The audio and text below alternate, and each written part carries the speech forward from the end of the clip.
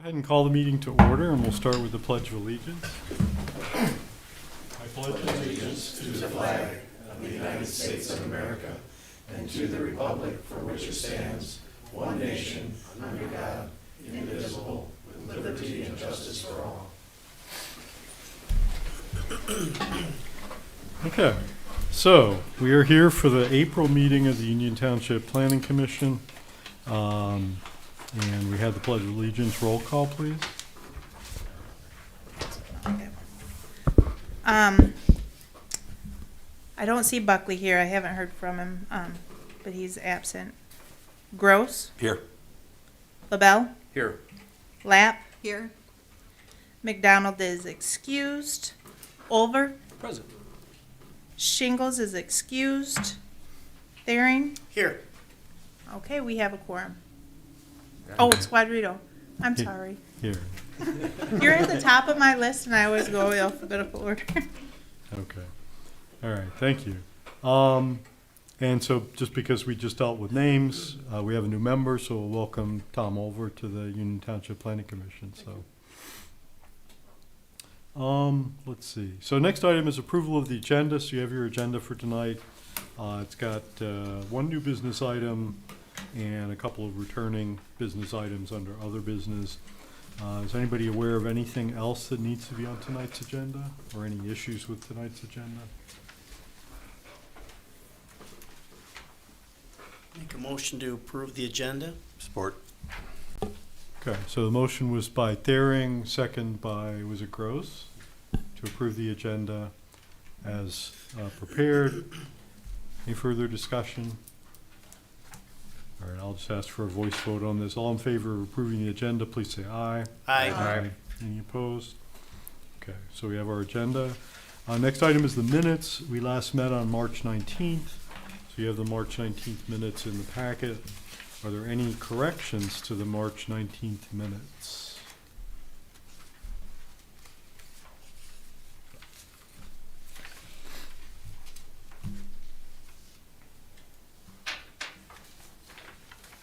In the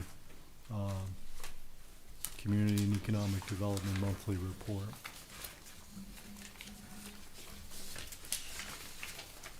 I had a question for Rodney on, under the sidewalks, pathways, and parks and recreation plan program activities, the last bullet point. The Community and Economic Development Director will work with the township engineer and township attorney to prepare an updated sidewalk and pathway ordinance for Board of Trustees consideration. This has been on our list for some time. We actually, we had it on our agenda back in 2021 and looked at some bullet points for some changes that we wanted to make as you as a commission and staff identified. And we probably reached the point of moving ahead with that. Obviously last month the ordinance was brought up again. So we are working on a draft ordinance that will address some of the things we've been talking about, with the intent of taking it through the approval process. It is like the private road ordinance, it's a general ordinance, so the formal process is the Board of Trustees action. It will be coming to you, though, for your review and recommendation. My intent is, as the memo notes in your packet, is to bring that to you next month in some form, whether it's a full draft ordinance or maybe a fleshed out memo of priorities, but we'll be bringing some that up on the discussion item for next month. I thought the intention was to tie it into the zoning, so it would be more permanent and not separate from. Well, there's two pieces. There's the ordinance, and then there's the policy related to temporary relief from sidewalk construction. The idea of the policy was to tie that into the master plan. Oh, okay. Integrate that into that part of our planning documents. The ordinance, though, does need to address how that works. Right now, for example, that policy is not referenced in our ordinance. That is simply essentially how we administer the ordinance is through that policy, but it's not actually formally mentioned in the ordinance. So one of the things we'll be looking at is whether we do that, and if so, how we do that. But there are a number of elements that we were looking to update in that ordinance. But that's for next month. Okay. No other questions?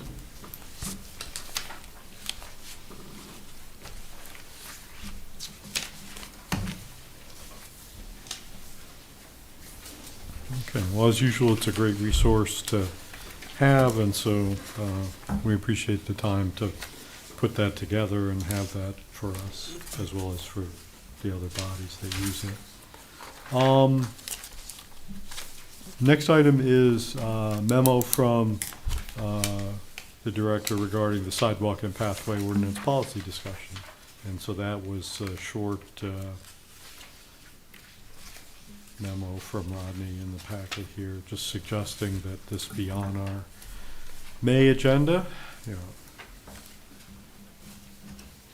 are there any questions about that? It sounded like a good enough idea to me, so. It's on page 16 of your packet.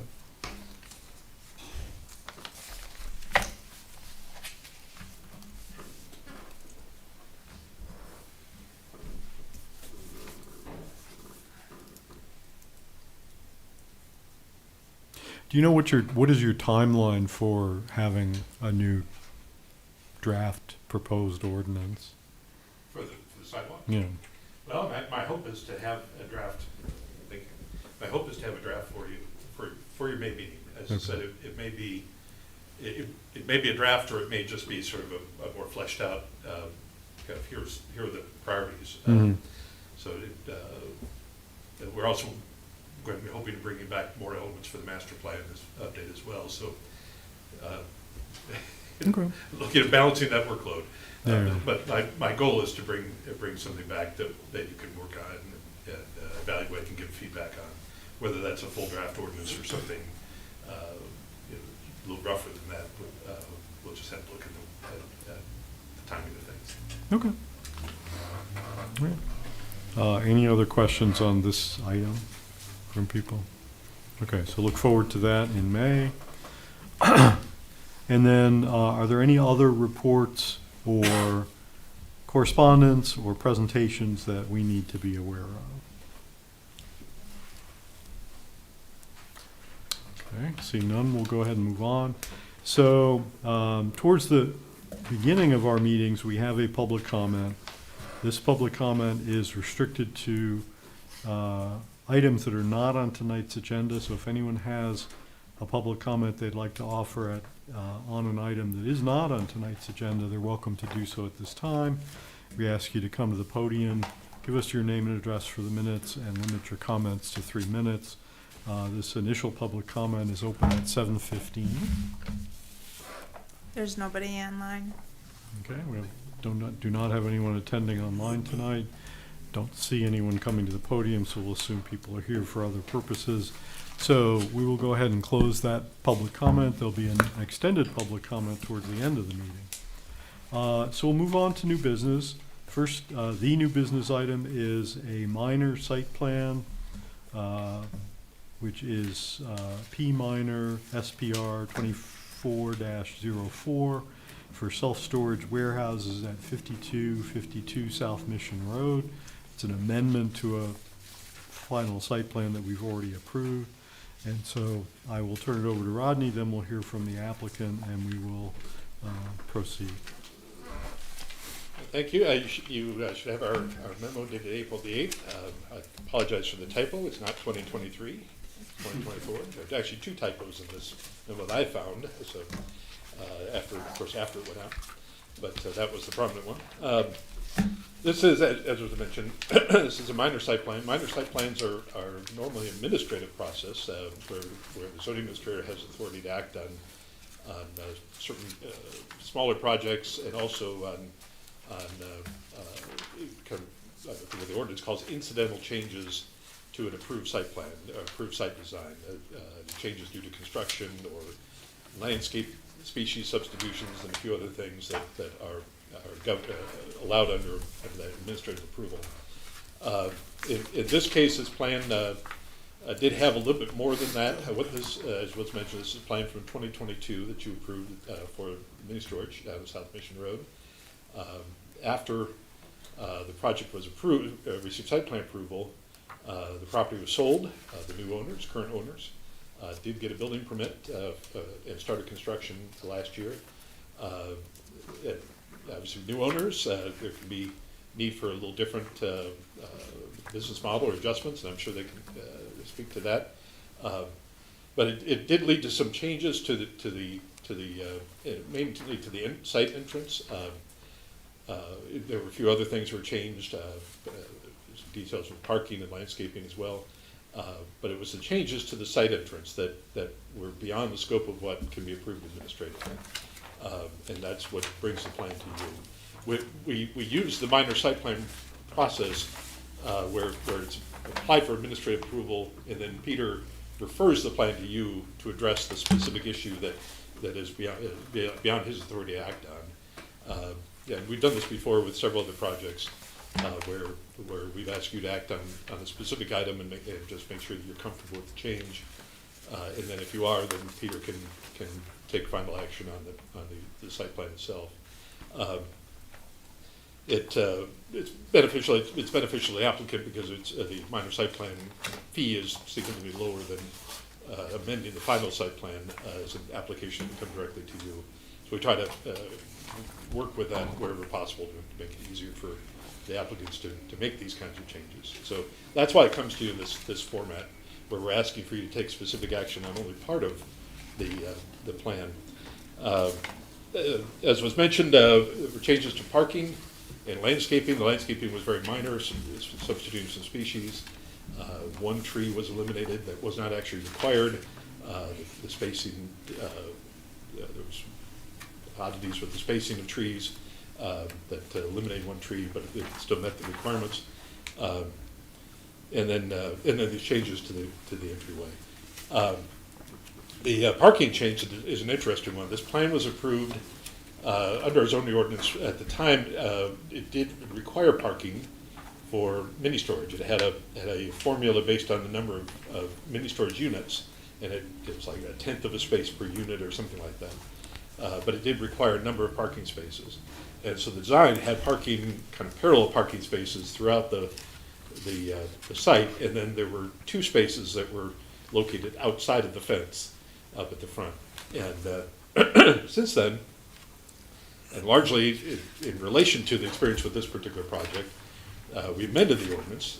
That was done early last year, just about a year ago, and actually eliminated that percentage calculation, that small calculation. And the ordinance currently reads that mini storage developments only need parking for any accessory office or maintenance building type activities. So basically, if there's going to be somebody on the premises, there needs to be dedicated parking for that activity. So as part of this amended plan, you'll see that the off-street parking has been eliminated from it. This site does not have an office. It is not intended to be occupied by employees. So there is no separate parking facilities now in the plan. So that also allowed some adjustments to the landscaping up front.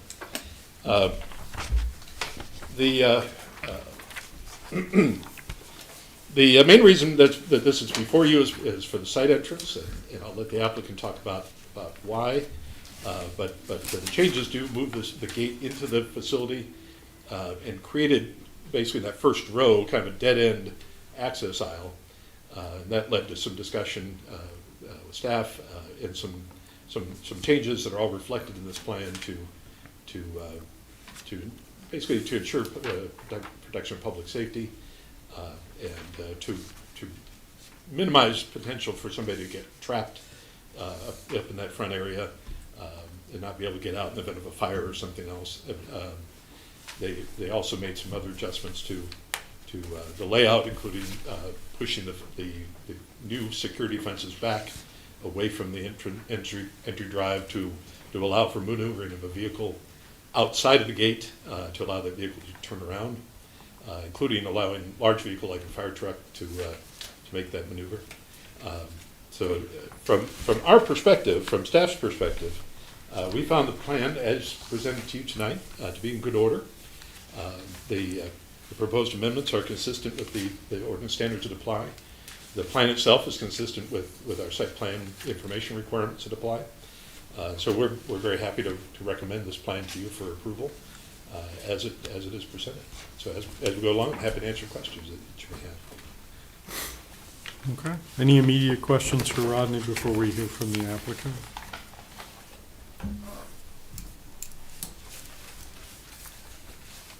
Okay, thank you.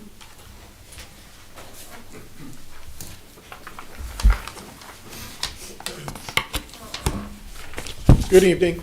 My name's Tim Beebe. I'm with Central Michigan Surveying Development at 2257 East Broomfield Road here in Union Township.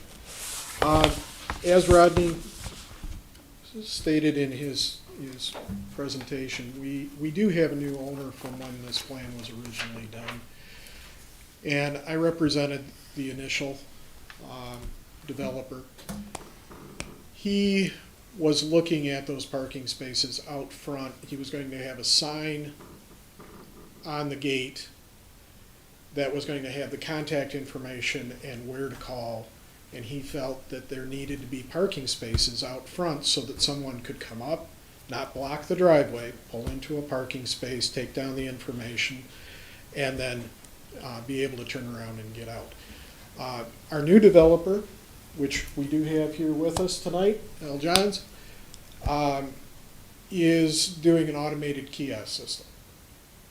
So no longer is that concern. You're coming up into the development, you're parking, going into the kiosk, being able to rent your unit through that kiosk process, and then be able to get your code and go into the facility.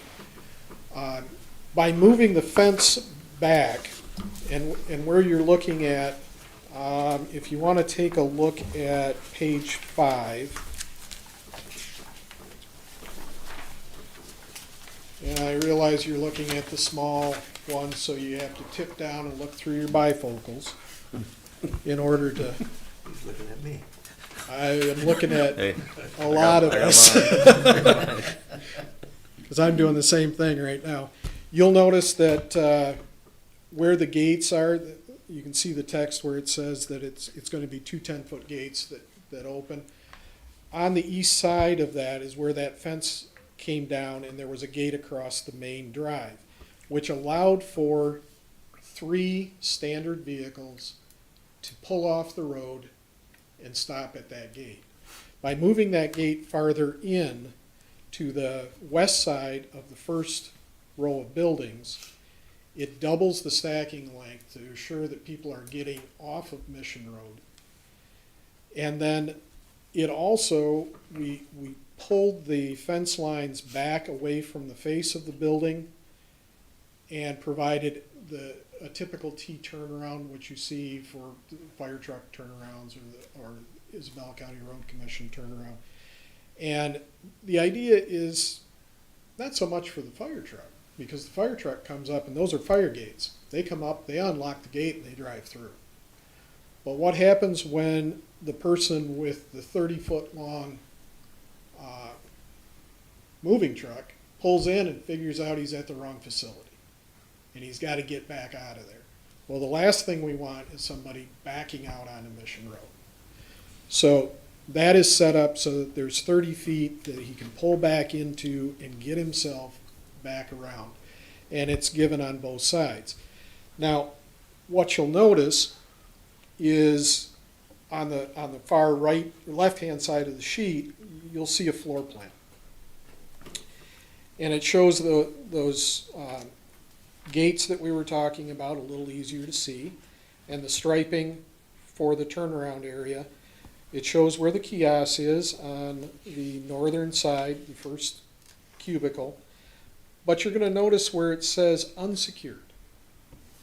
Unsecured units mean they're not completely fenced in, because the gate was moved to the west side of that building, and for the turnaround, the fire gates were moved back. We have a couple of units that are going to be deemed unsecured. They're locked, but they're not behind the fencing. The other major change, and why there's a floor plan here, is we had to indicate primary access and secondary access. Because by putting the gates on there, even though they're the fire gates and the fire truck can get through, they were going to be dead ends for individuals that rented the units. The units had been planned as being accessed from both sides. These are now straight through units. They're 30 foot long. They do still have doors on both ends, but the primary access where they're expected to take access to is on the west side of the building. They can get around to the east side, but that's secondary. So, by moving the gate in, it doubled our stacking space. We provided the turnaround, we provided the fire gates, and I believe, and I think we did get your blessing, you feel we've met all the requirements. But that's the primary difference, and that was the reason for that change, is the change in the business model. This is completely automated. The other one was pull in, get the phone number, and make a phone call. So, if you have any questions, I'm happy to answer them. But that's the primary change that was made on that entrance. Okay, that's a great explanation. I'm really clear on that now. Questions for the applicant, though?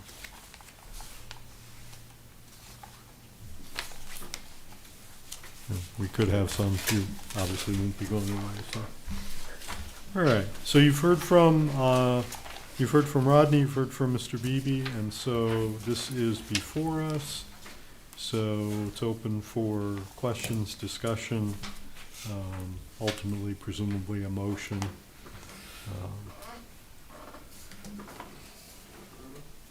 But if there's any questions from commissioners, speak up.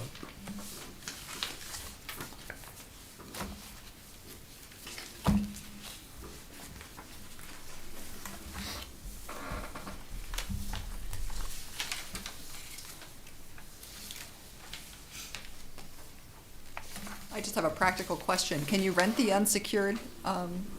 That's not a problem to get those rented? No, you have facilities, there's one on my drive coming in on M20 that has no fencing. Okay. You know, it's a sales point Okay. for people. It'll be disclosed when a person rents it that it is an quote unsecured, it's still gonna be locked. Person puts their own lock on, but the fact that it's not behind the fencing. So.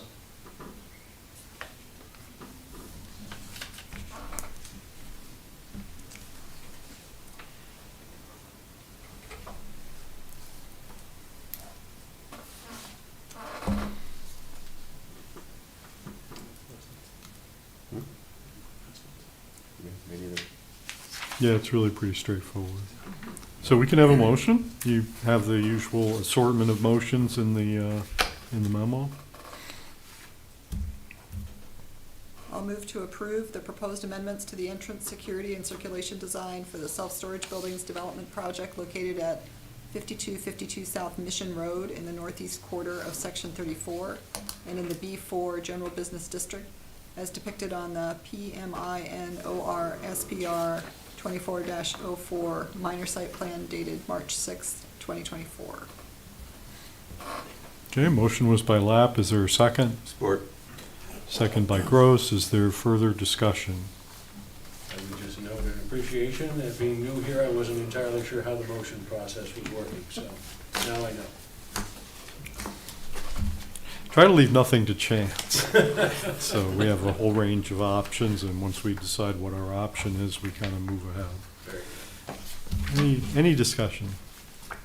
Okay, so we'll have, as typically the case with our formal action items, we'll have a roll call vote, so.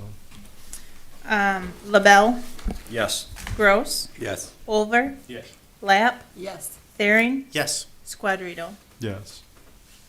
Motion carries. Okay, Thank you. yeah, thank you.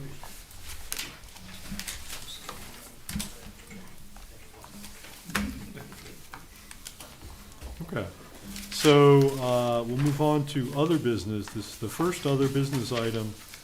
Last month, we looked at the proposed private road ordinance. and we had some discussion. Rodney was on the internet there, and we had some back and forth and had some questions. And so it's back. As you heard, they've moved from the first reading to the second reading at the Township Board, but it's still open for comment and Yes, I'm sorry. recommendations from us. But so there's I guess an updated memo from you, correct? Is there anything you'd like to say about that? Yeah, thank you. You should have an updated memo dated April the 9th. You also should have an updated version of the proposed ordinance with the draft date of April 8th. Also included was, I think the same as we did before, was a copy of the current ordinance. I also just included the packet for reference, a copy of the memo. I mentioned earlier that we reviewed a kind of a bullet point memo of potential changes to the sidewalk and pathway ordinance. I think it was actually the same meeting in 2021 that we did the same thing with this private road ordinance. So I included that 2021 memo, so you can just kind of see the discussion that was had then, or that was sort of the summary of the discussion of things that were needful. Most of which ended up in this document, one form or another. The ordinance that you have before you tonight has been updated from what you saw last time. In our report, we do talk about some of those revisions.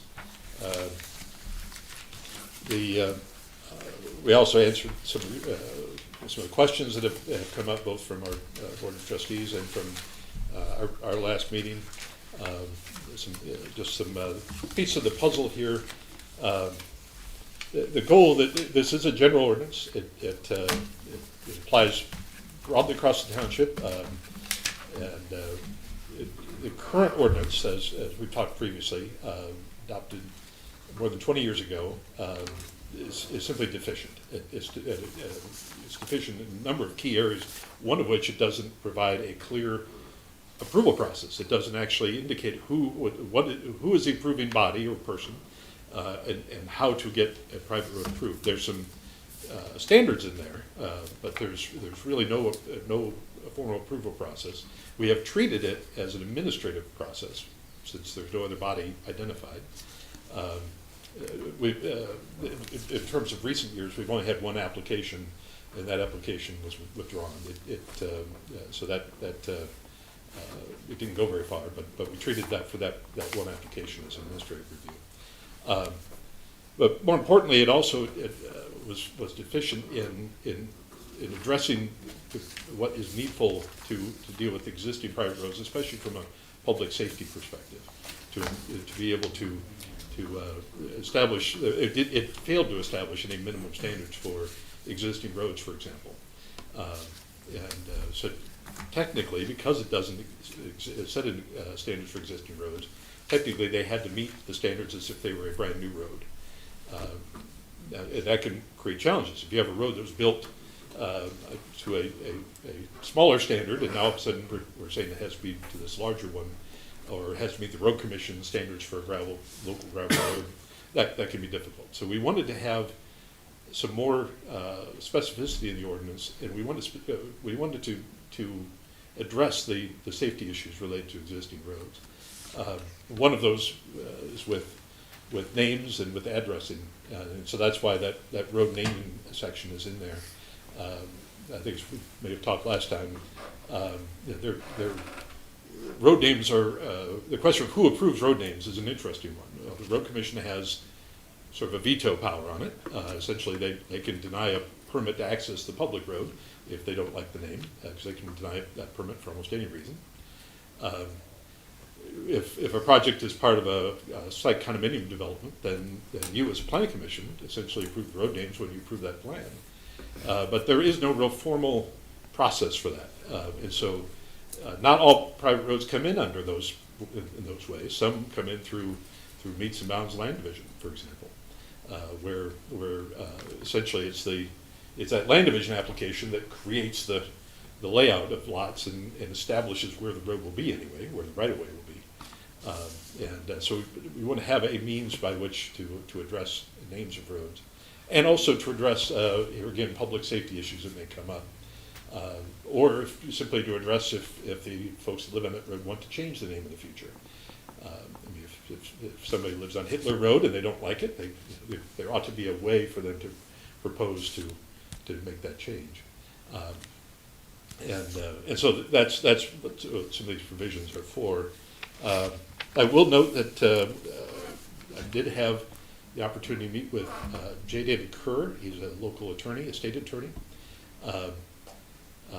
And I noted this in the report, but I just want to mention it here. He was responding to the board's first reading. He apparently learned of the proposed ordinance through looking at the board packet, and he did put together kind of a statement to the board of trustees on the ordinance where he expressed some concerns, and that ultimately was shared with me as well. And that didn't end up in your packet, but what he did ask for it ended up in here. What to talk about. I did have the opportunity to meet with him. Spent probably an hour and a half talking with him about private roads and a few other things he was interested in. And his comments were first of all, he's excellent. Excellent review and analysis of it.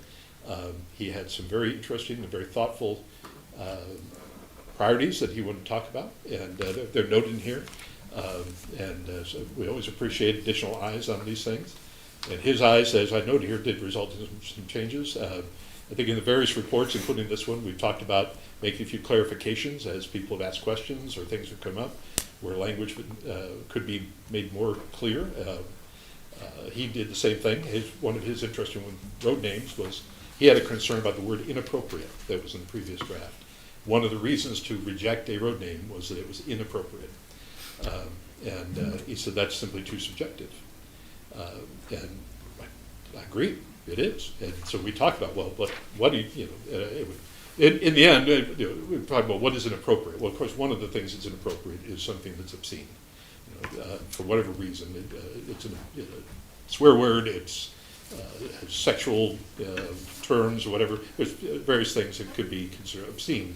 That happens to be a term defined in state law. And so you'll see in this draft, the word inappropriate's not in it now. And the word obscene has been put in its place. Because that's really the reason that inappropriate was there, was to provide a way for, if it wasn't confusing, if it wasn't misleading in some way, or some of the other reasons for denying a name, that one was sort of the catch-all that would cover. This ordinance was all about trying to make it as clear as possible, as tight as possible, very little subjectivity in it. So that was another place where we could tighten that up. So you'll see now a definition of the word obscene, which simply refers to the state act that governs it.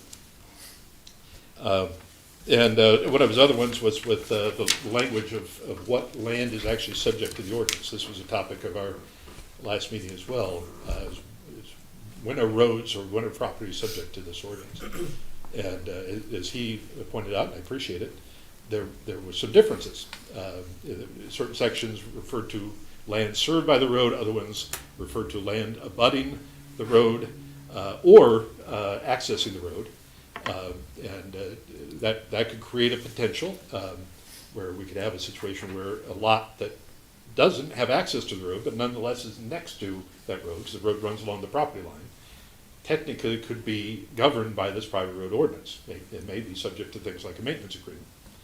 And so that language was also tightened up, and those differences were eliminated. So now it's clear we're talking about land that both abuts the private road and has access to it. Those are the properties that are subject to this ordinance. So that clarity was, like I said, appreciated and adjusted. We did, as I said, answer some of the questions you had previously, and some of the questions that come to us along the way. So with this, the ordinance before you has been updated to address all those items. I'm happy to answer questions about it, but we're comfortable with recommending this ordinance to you for your recommendation to the Board of Trustees, if you're in agreement. Okay. Any questions for Rodney? Yeah, I mean, I had one, and I had brought it up at the last meeting. I'd also sent it in an email. maybe I've overlooked it in here. The main question that I had was, which, maybe it's in here, is that you were gonna look into, if this goes into effect, how many current roads, private roads do we have that would now be considered non-conforming? That's question one. Question two is, if there are roads, let's say there are some, what is the protocol at that point? Does that mean they're in violation? Now you're gonna cite them, and then at that point, they have to, period of time to bring it up to these new specs. So that's question two. So, is that something that's in here? Because I didn't see it. Well, we did make a change. What I did do was review the private roads in the township, and I did not find any that I am concerned about being in violation of the ordinance. And what we're really talking about here is the for the existing roads, it's the requirements in section 4. Those are the sections that apply. That's the section that applies or establishes standards for existing roads. And from my review, I did not find any circumstances that I would have a concern about. Yeah, and that's where, section 4, number 3, that's where I just wanted to make, again, if there are none that are current violation, that's what I wanted to clarify, but if there was, that was, because I figured there was probably some, but if there are none, then that's great. But if for some reason there is one, just making sure that, are they kind of grandfathered in because it was before, or does it immediately now become non-conforming, has to be brought up to code or brought up to the specs? This one here says, any existing private road or shared driveway found by the fire department or township to be in violation of these minimum standards or in a condition that would impair emergency vehicle access shall be in violation of this ordinance. All owners of record for that land that abuts and has access to the private road or shared driveway shall be jointly and severally responsible for maintenance and for any violations of this ordinance. So I take that as that needs to be brought up to the current specs is what that would mean to me. But basically, it would have to come out, be brought up to the standards that right above it in item number 1. Minimum of 15-foot clear, foot high clear vertical zone above the roadway, minimum surface width of 20 feet. Right, so what that means, if it's in violation, then that property owner would have to rectify that, therefore that costs them money to do that. Is that correct? Well, yeah, certainly maintaining the road costs money. Frankly, in most cases with these existing roads, they were designed to standards larger than this. So simply maintaining the road to what it was built to, it's not really additional cost. That's simply part of the cost of keeping the road up to date. Yeah, I'm just saying as if it was built under different specs, and now these specs are different than before, that was, whenever it was built, I'm assuming maybe those specs were different than what these are. That's the premise I'm going off of. If the specs 50 years ago when the road was built are the exact same it is now, then yeah, the property owner just needs to maintain it. I get that. But I'm more concerned with if there are no properties, as you're saying, that are non-conforming, that would be in violation if this were to pass, then this conversation is moot. Right. I did not find anything that I was concerned about in that regard. And that's in part on purpose. These standards were set in a way that was consistent with what we have in our community. So, Okay. And it was set in a way to be the minimum necessary for safety purposes. Right. The answer to your question is I did not find anything I was concerned about. Okay. Okay, thank you.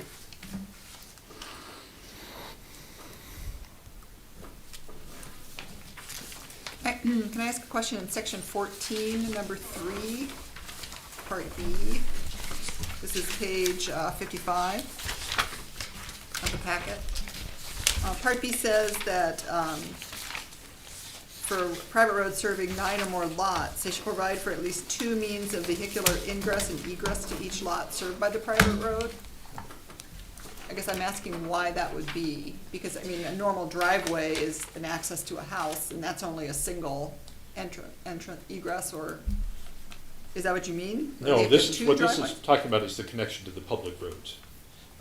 This is essentially that if you have a private road that's serving 9 or more lots, it needs to have 2 places where it connects in, 2 different places where it connects into the public road. But we have public roads that don't meet that. That is I live true. on one of them, McDonald Drive. That is absolutely true. So And, why would we set guidelines for this well, differently than what we already have? If I may, Okay. just as an example though, one of the ways that can be met is with simply a boulevard entrance. that you establish a certain distance that there's boulevard. The idea is basically here is we don't want a circumstance where something happening right at the exit point where you can get out of the neighborhood onto the public road. If that became blocked, and if you have a few homes behind it, of course, those few people are inconvenienced. If somebody has medical emergency, it's more than inconvenient. But the idea here is that when we're talking about serving 9 or more homes, a significant number of homes, there really should be more than one way in and out of that neighborhood. And that's the case with any neighborhood. That same kind of standard is something that's required for a subdivision plat or a site condominium development, whether it's private roads or not. So it's about public safety and creating multiple ways in and out of a site, in this case at least 2, when you have 9 or more lots. That, the 9 is, we had to break that point somewhere. The current ordinance I'm not breaks pushing it. the 9, I was just curious as to what, I mean, I understand your reasoning, but it just seems kind of odd since That we have is- so many roads in the county that don't meet that requirement anyway. Is it the width at the entrance that you would, or is it the boulevard truly 2 roads? Well, basically with the boulevard, the idea is you have essentially Two. 2 roads. They're parallel with one another. Mm-hmm. If one's blocked, you can jump out the other way, even if you're running the wrong direction. Mm-hmm. So it creates a means to exit the site, even if one side is blocked. Certainly, boulevard is not the best solution, but in many cases, it can be the only solution. Simply because of topography or other issues that prevent a second connection to the main road, or a second, another connection to another public road. But the whole reason for this requirement is about public safety, and it's both to allow people to get out, but it's also allow those medical responders to get in, their emergency responders to get in, even in the worst of situations. To be able to access and quickly get to those emergency situations. This standard is customary across the state. I can't speak to other states, but I can speak to this one, that requiring 2 access points for bigger public roads is absolutely common. It is often based not on the number of lots, but on the length of the road. So over a certain distance, it would have to have a second means of access. We didn't do that here because there can be circumstances where you would have, in more rural areas, you might have a very long road that serves a couple of lots, or 4 lots or 5 lots, or whatever. And so we didn't want to create a circumstance where, just because it was a half-mile long, that suddenly it needed a second access point just to serve those 4 lots. Okay, thank you. Just to follow up on that, though, in terms of her, one of the things she said, every subdivision in this area that I can think of has one entry point, one road that turns off a county road, and there's your subdivision. So is it because they were designed before this became a common requirement, or what? I would say probably, quite likely, yeah. Most of our residential developments were designed quite a long time ago, even in cases where there's still some lots left to be developed. They date back 20 years or more. Mhm. And so, yes, they certainly could be under a different set of standards. One of the things that we're charged with being concerned about is the issue of public safety. And basically one way in and out for a large number of people, a large number of lots, and large here is 9 or more, it's a safety issue to not have more than one way out. The boulevard can satisfy it and create that at least a second access point potentially when one side is blocked. But the other element to this is we do want to see, from a planning perspective, we do want to, as much as possible, to have an interconnected road network. If all of our neighborhoods are cul-de-sac and you have to go out to the main road and come around to get to the next neighborhood, that's not good design, it's not good planning. It creates safety issues for kids. One of the things we did, you may be aware of it, in our East EDA district, with Country Squire Estates over off of Isabella Road. And there was a property on Jonathan Lane that there was a house that was derelict and went back on taxes. And This house happens to, front is on Jonathan Lane, the back is on K Street, for the neighborhood to the north. And there's no connection between the two neighborhoods. Anyway, so this house was up for taxes, and we looked at it, and it happened that this lot had a very large township sewer main running through it.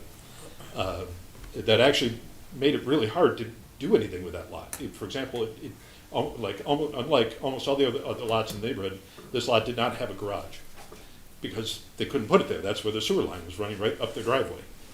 The house was abandoned. The township bought the property on taxes to clear up the blight.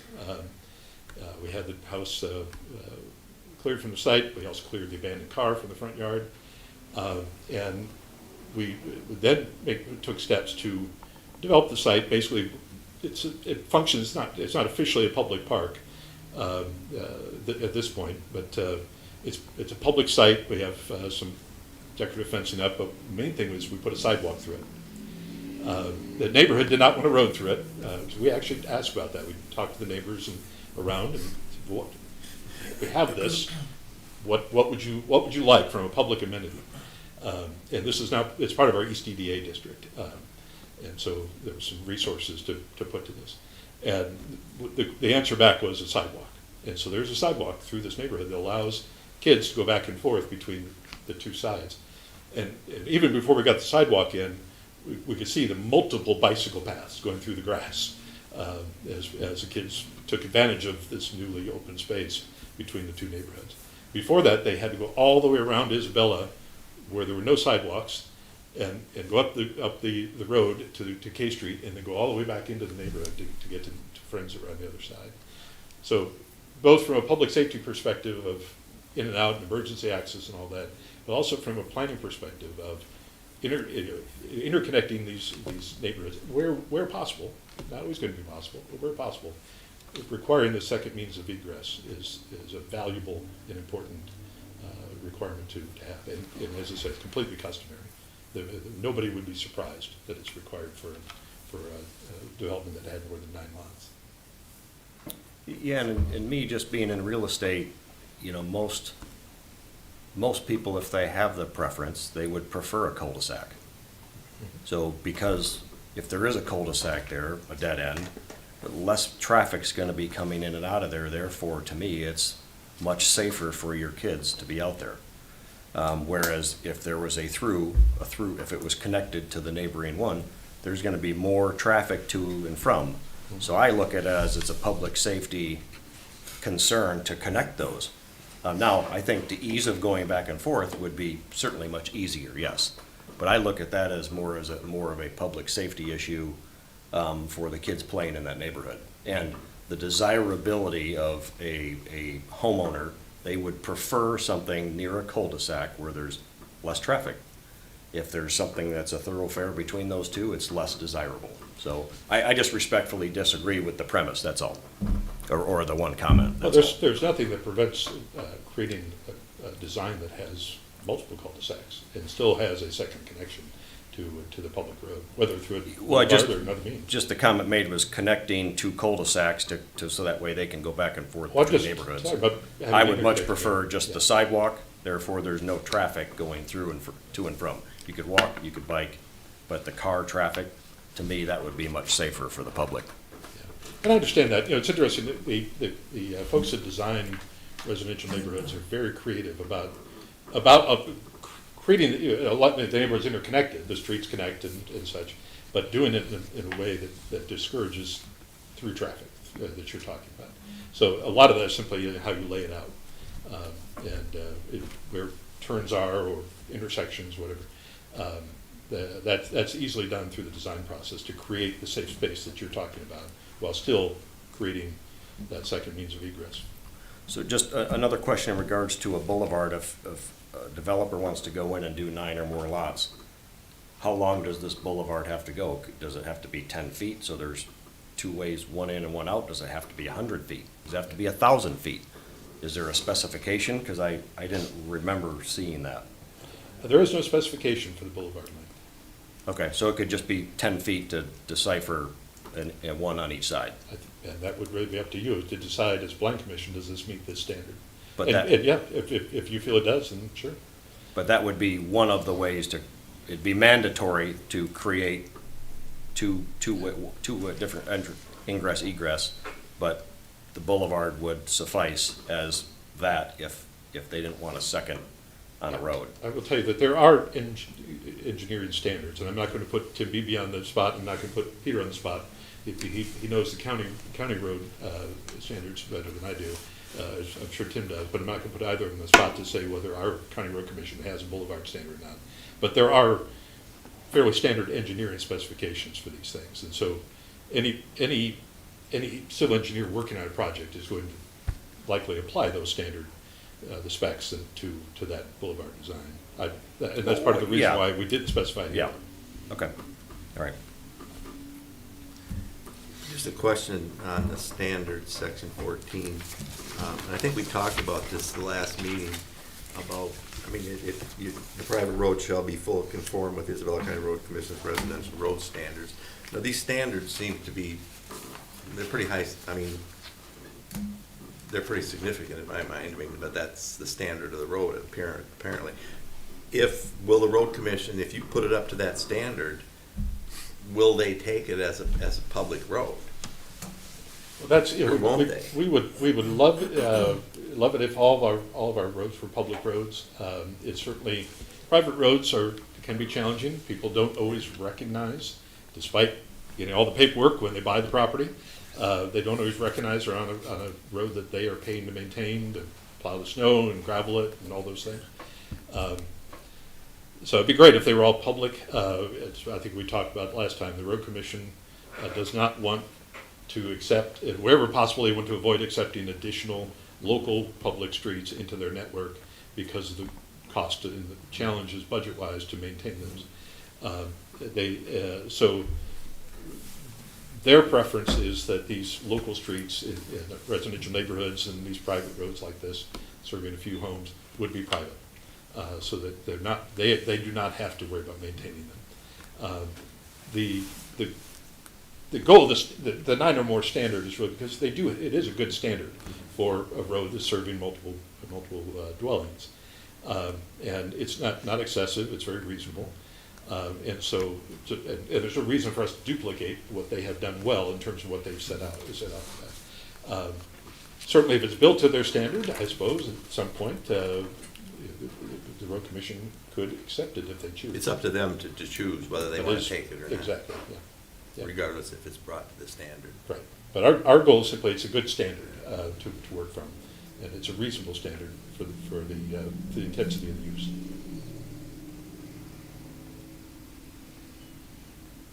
More questions? I know we talked about this when you were on the big board there last month, but this type of ordinance, the township board has the exclusive right to enact such an ordinance, correct?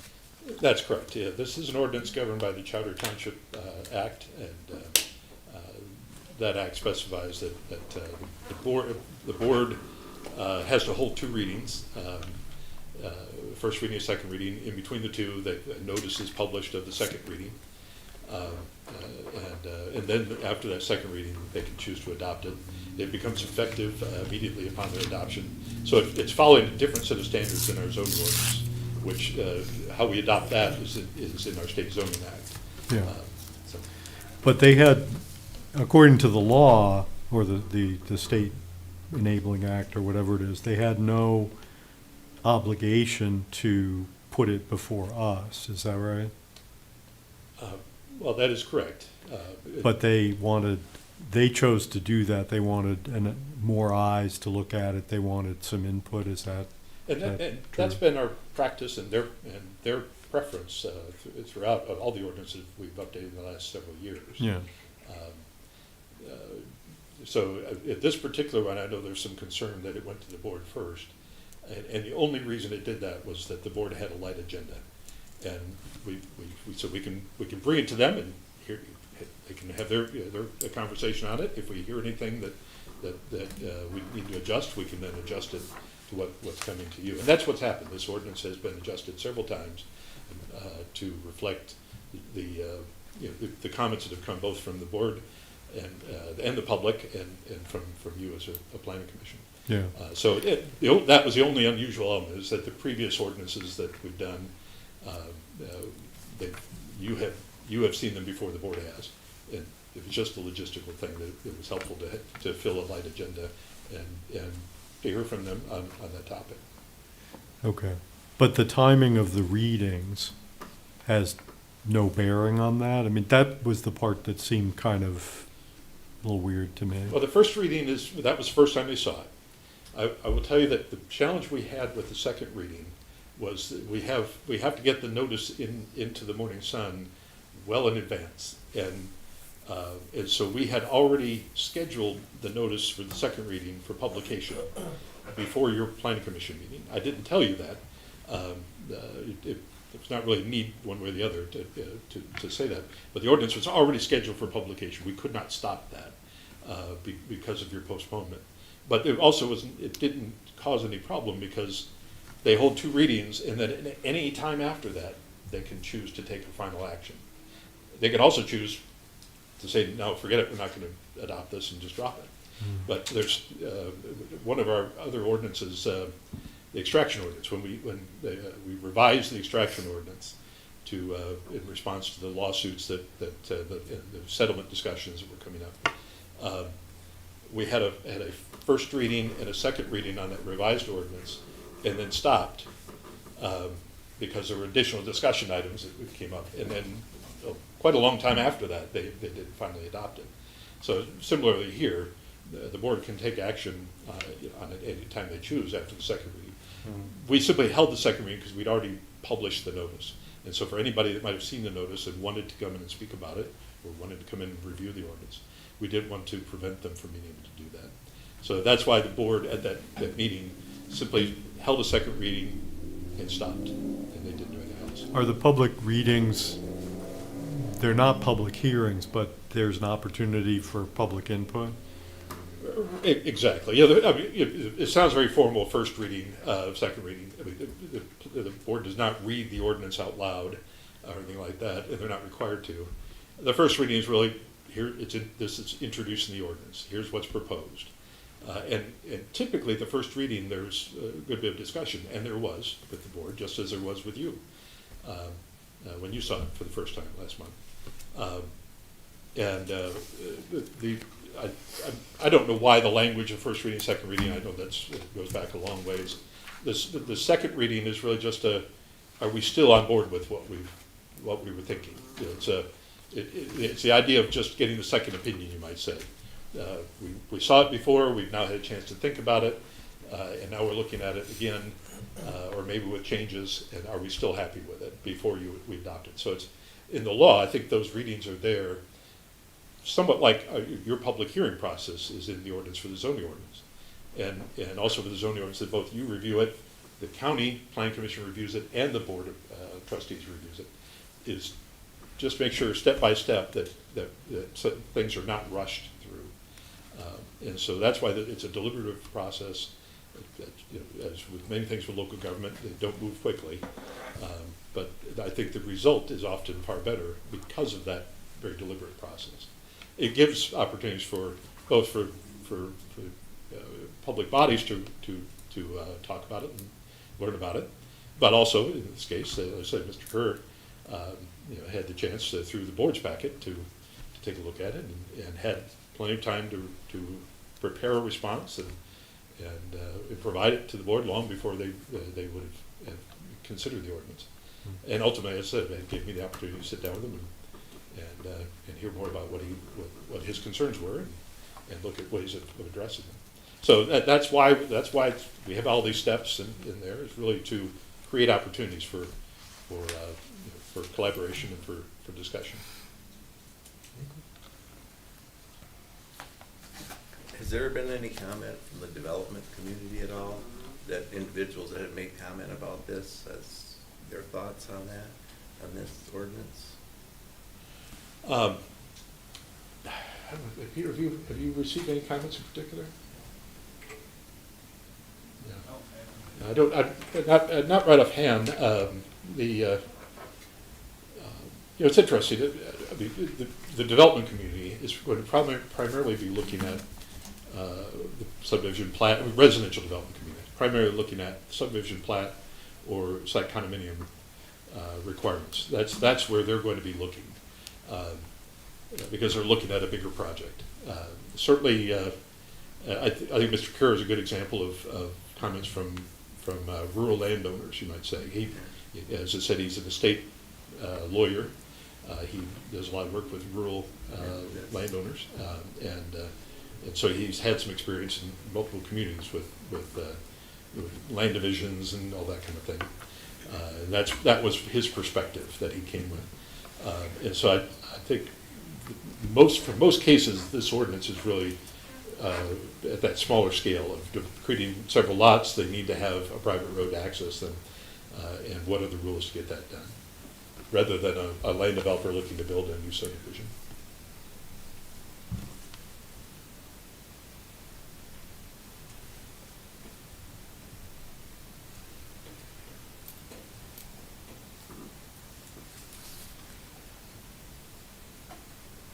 Other questions and comments?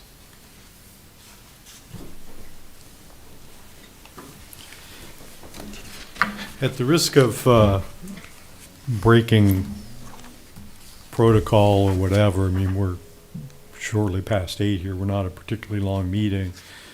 We have an audience member who has worked with developers for years.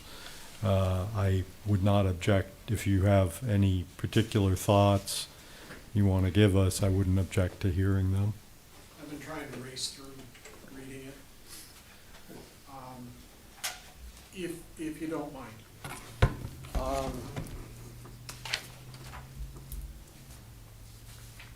The road commission has had their design standards for,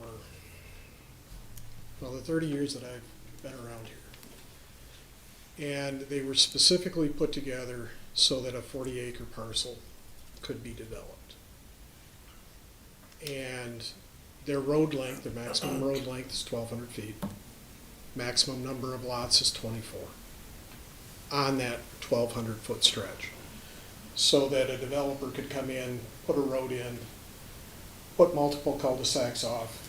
The way that they defined the 1,200 feet was from the center of the public road to the center of the cul-de-sac at the end, or the T intersection on the T turnaround.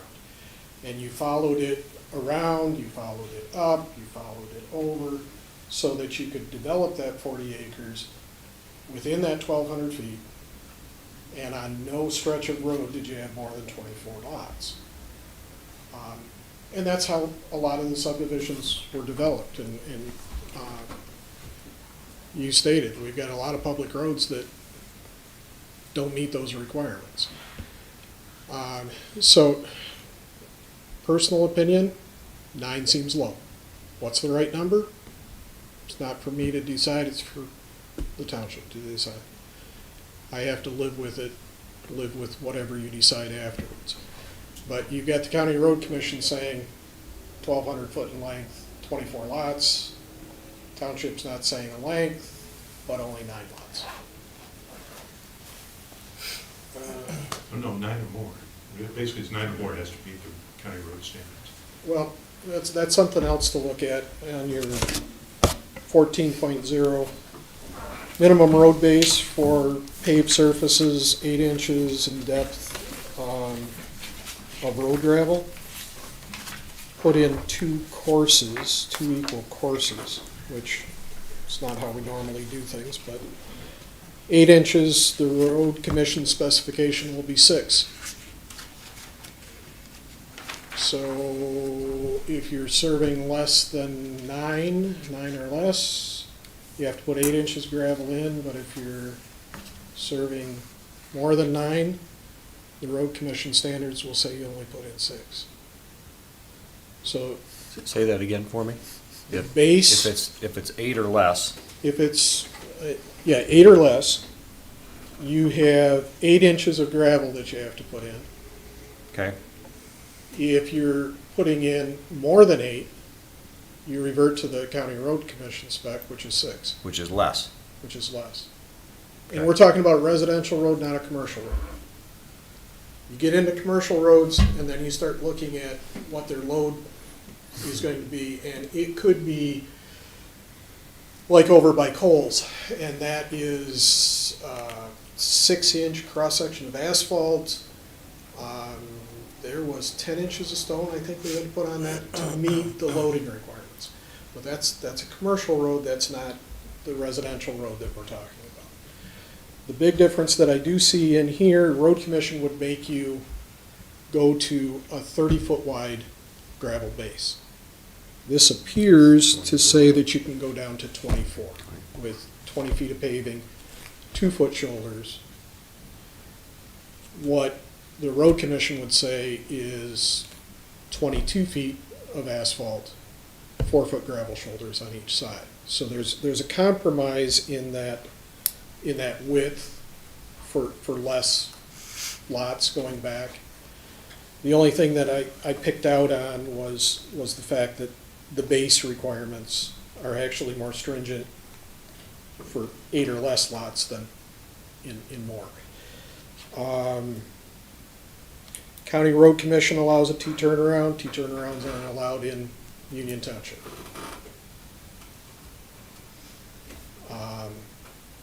So you do it as a public road. Public Road Commission would allow you to do a T-turnaround, which they have in a lot of cases. You do it as a private road, you won't be able to do that. So that's another difference. I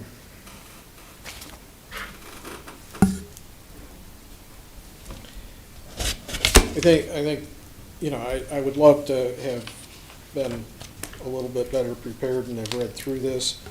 Do I think that the development community, there's not a lot of residential, it's been a long time since I did a subdivision, to be quite honest. The costs are tough to get the cost back out when you're looking at how much it costs to build a road, put the storm sewer in the water and the sewer in. All of a sudden, you're talking about $300 a foot. And you need to be able to develop lots on both sides, and the more roads you put in and the more interconnections you put in, the higher the cost goes. You can't sell the lots for that, so you just don't do it. So I caution you, safety, you always have to be concerned about safety. How are you going to get the fire trucks in? How are you going to get them out? If the fire department is okay with something, then, you know, then those safety concerns have been met. The city's got a new ordinance and interconnecting streets and blocks, and you're not going to see any residential developments in the city for quite some time because of specifically how the CD4 ordinance is written. Just be careful that you don't put an ordinance on that makes it so costly that the developer's not going to want to develop. And I realize, I've been told 100 times, it's not the township's responsibility to be worried about that cost. No, but don't make a set of rules that make it impossible. No one is going to develop if they can't make money at it. They have to be able to make money at it. Otherwise, they're not going to do it. If they don't do it, we stay stagnant. So, and that's why it falls to you guys to decide. So, thank you for allowing me. Thanks so much. Thank you, Tim. Thank you, Chair. Sorry if I just share a few thoughts? Yeah. I appreciate Tim's perspective. I always appreciate Tim's perspective.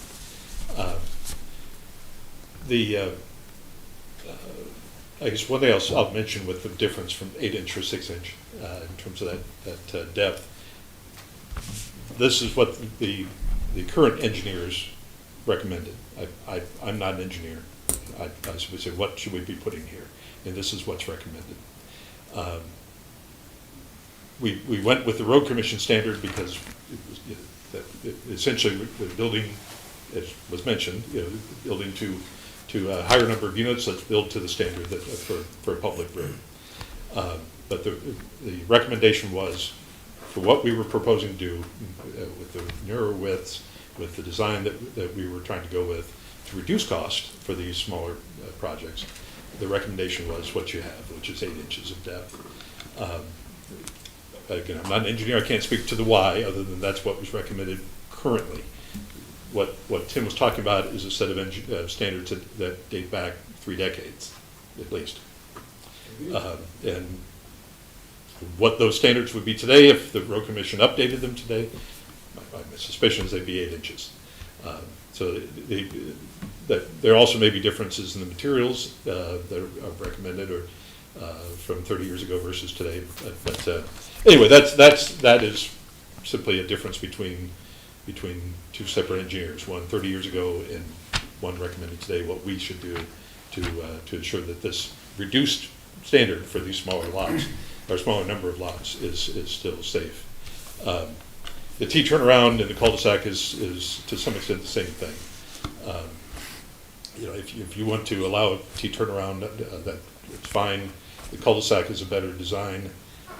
It's certainly a more attractive design, and it tends to be less of a maintenance problem than the T turnaround. Which anytime you have a dead end space, that's where stuff gets dumped, and so T turnarounds, it can be more of a maintenance hog. It's not significant, you know, but they can be, and especially in a rural area, that can be the attractive nuisance that somebody tucks back in and hides in, or simply drops off their couch into it and gets out.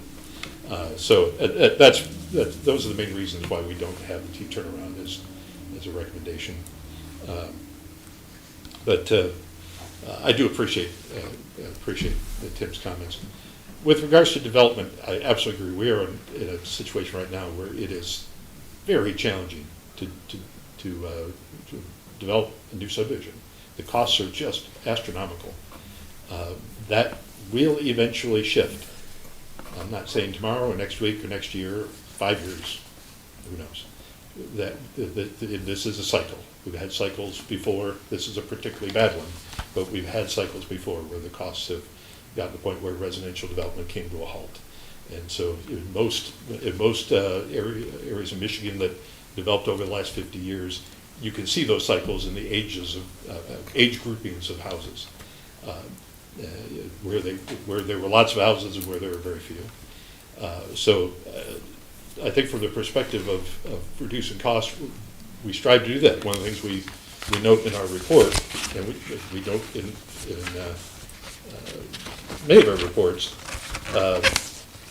we provide the reference to the Board of Trustees, their global ends, which is what the Board of Trustees has adopted as their desired outcomes for this community. Those global ends, which are right at the beginning of the policy governance document that they adopted, essentially set out the priorities for staff, and through staff, to our commission, boards and commissions, to focus on. And in this case, one of them is economic development. And you see it's on page 46, last page of our report, we reference policy number 1.5, which is about economic development, and just noted there, the approval process and application requirements are consistent with commerce-friendly economic development policies, and in this case also what was added to that policy recently, the Michigan Economic Development Corporation Redevelopment Ready Communities Program best practices, which are also about streamlining development review process. So our goal is, we do keep that as a priority. We can't throw out the baby with the bathwater. I mean, we could have written a private road ordinance that says you can have a 2-track. All you need is for Peter to sign off on it. You can build it as long as you want, put as many houses on it as you want, and it's a 1-lane 2-track going back. We can have that. That could be our private road ordinance. But from a safety perspective and aesthetic perspective, a whole bunch of planning related perspectives, that's not a good idea.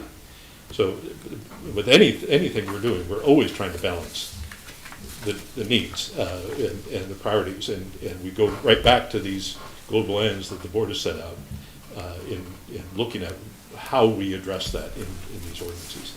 So if there may be differences of opinion as to what is best, but it is definitely a priority that we focus on.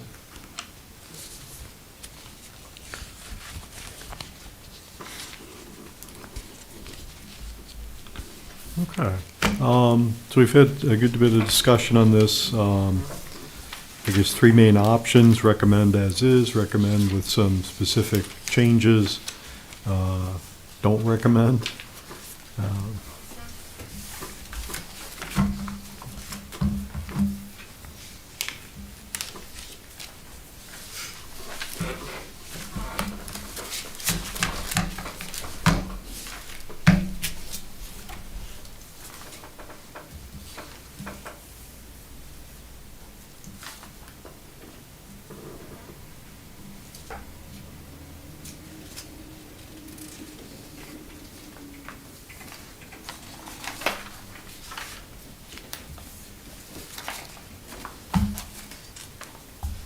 I mean, your position is, if I'm understanding it correctly, is basically that you've put forward something that you believe strikes the right balance between safety and avoiding unnecessary restrictions and still being as kind of development friendly as one can be while still having appropriate safety measures in place. Is that accurate? Yes, that is correct. Okay. So this will be my fourth time in discussion with this. It seems like the last three, you maybe have found something, made some minor changes, and presented that to us. Based on our conversation today, do you see anything like, oh, I think I want to tweak this a little bit or whatever to conform to what we've been asking? At this point, I've not heard anything that leads Yeah. to changes. Yep. Certainly, if you have items that you're concerned about, as I said, absolutely, they can be part of a recommendation. You heard from Tim, who suggested a higher number. We put the break at 9, and largely we did that because we were doing a reduced standard for that smaller number of small roads. If we raise that number up, we're simply putting more houses onto that smaller design.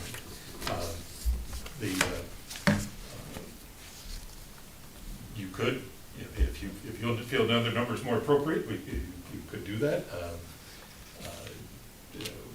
My suggestion is that we try this and work with it. It's a reasonable number, and like I said, that reduced design standard was intended for small roads. So if we design it with more lots on it, we might want to go back to the engineer and say, now what should we have? And my bet is the engineer is going to suggest that we widen it out a little bit more, that we might have some other requirements. Because it's all about the intensity of the use, the number of users, and the intensity of the use, and make sure that the design matches that. And just as M20 is a 5-lane concrete or asphalt highway, but out here, the same road, Bickford Road, is a 2-lane asphalt, because the intensity of the use is far less here than it is over on the east side of the township.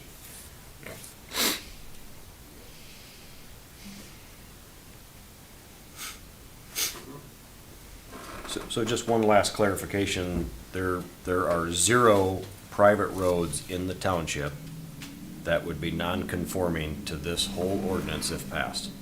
I believe, yes, Okay. absolutely. Okay. Another thing, help me, maybe I'm not understanding this right.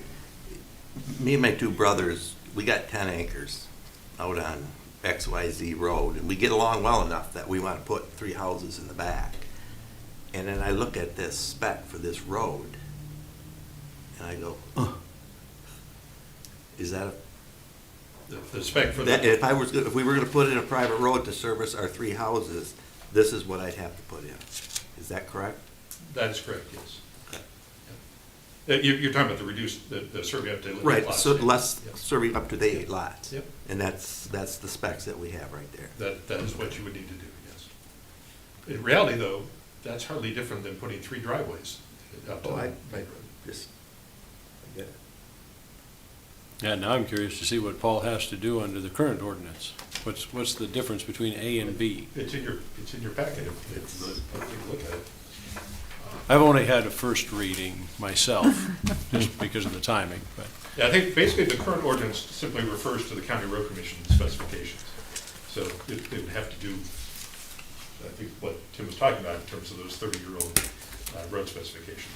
Probably wider than this, but apparently 6 inches of depth for the ground surface instead of 8. But I think actually probably more than what this proposed ordinance would be in terms of overall impact of that design. This was enacted in 2000. Yes. So if Paul and his brothers had built their place in, say, 1995, and had just put a 2-track in there, and that's what they were using, and maybe they dumped sand on it every so often when the ruts got deep enough, would it still be like that? Well, frankly, if there's 3 houses, my bet is they would have been putting a public road in. Because there was no option for a private road. I can't tell you for sure, I certainly wasn't here then, but it's more likely it would have been a public road that went back there than a 2-track.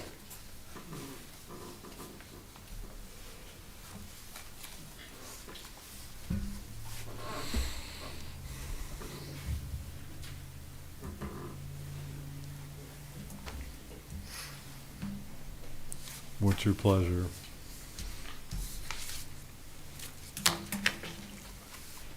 Commissioner Thiering, can you give us any sense of whether we're echoing some of the same things you were hearing at the trustees? Or are we talking about really different things than they were talking about, or you were talking about with I that think group? we had some similar, some differences. I really can't give you specifics. The conversations were a little bit different, which was good for me to hear. That's. This is just a recommendation from us that the board still has an opportunity to do as they please. In fact, I believe, if I remember my board packet correctly, it reflected some of the questions, so it wasn't like we had to watch the planning commission meeting, so it was, yeah, there was information on here on our wasn't the last one. Was it the last one? The dates kind of all fall into place. Your last one reflected the planning commission. Okay, so, yeah, so it was our last one that reflected the discussion, so, I don't remember an awful lot of conversation for the second reading. So, but we did have the opportunity to see what the planning commission, had talked about.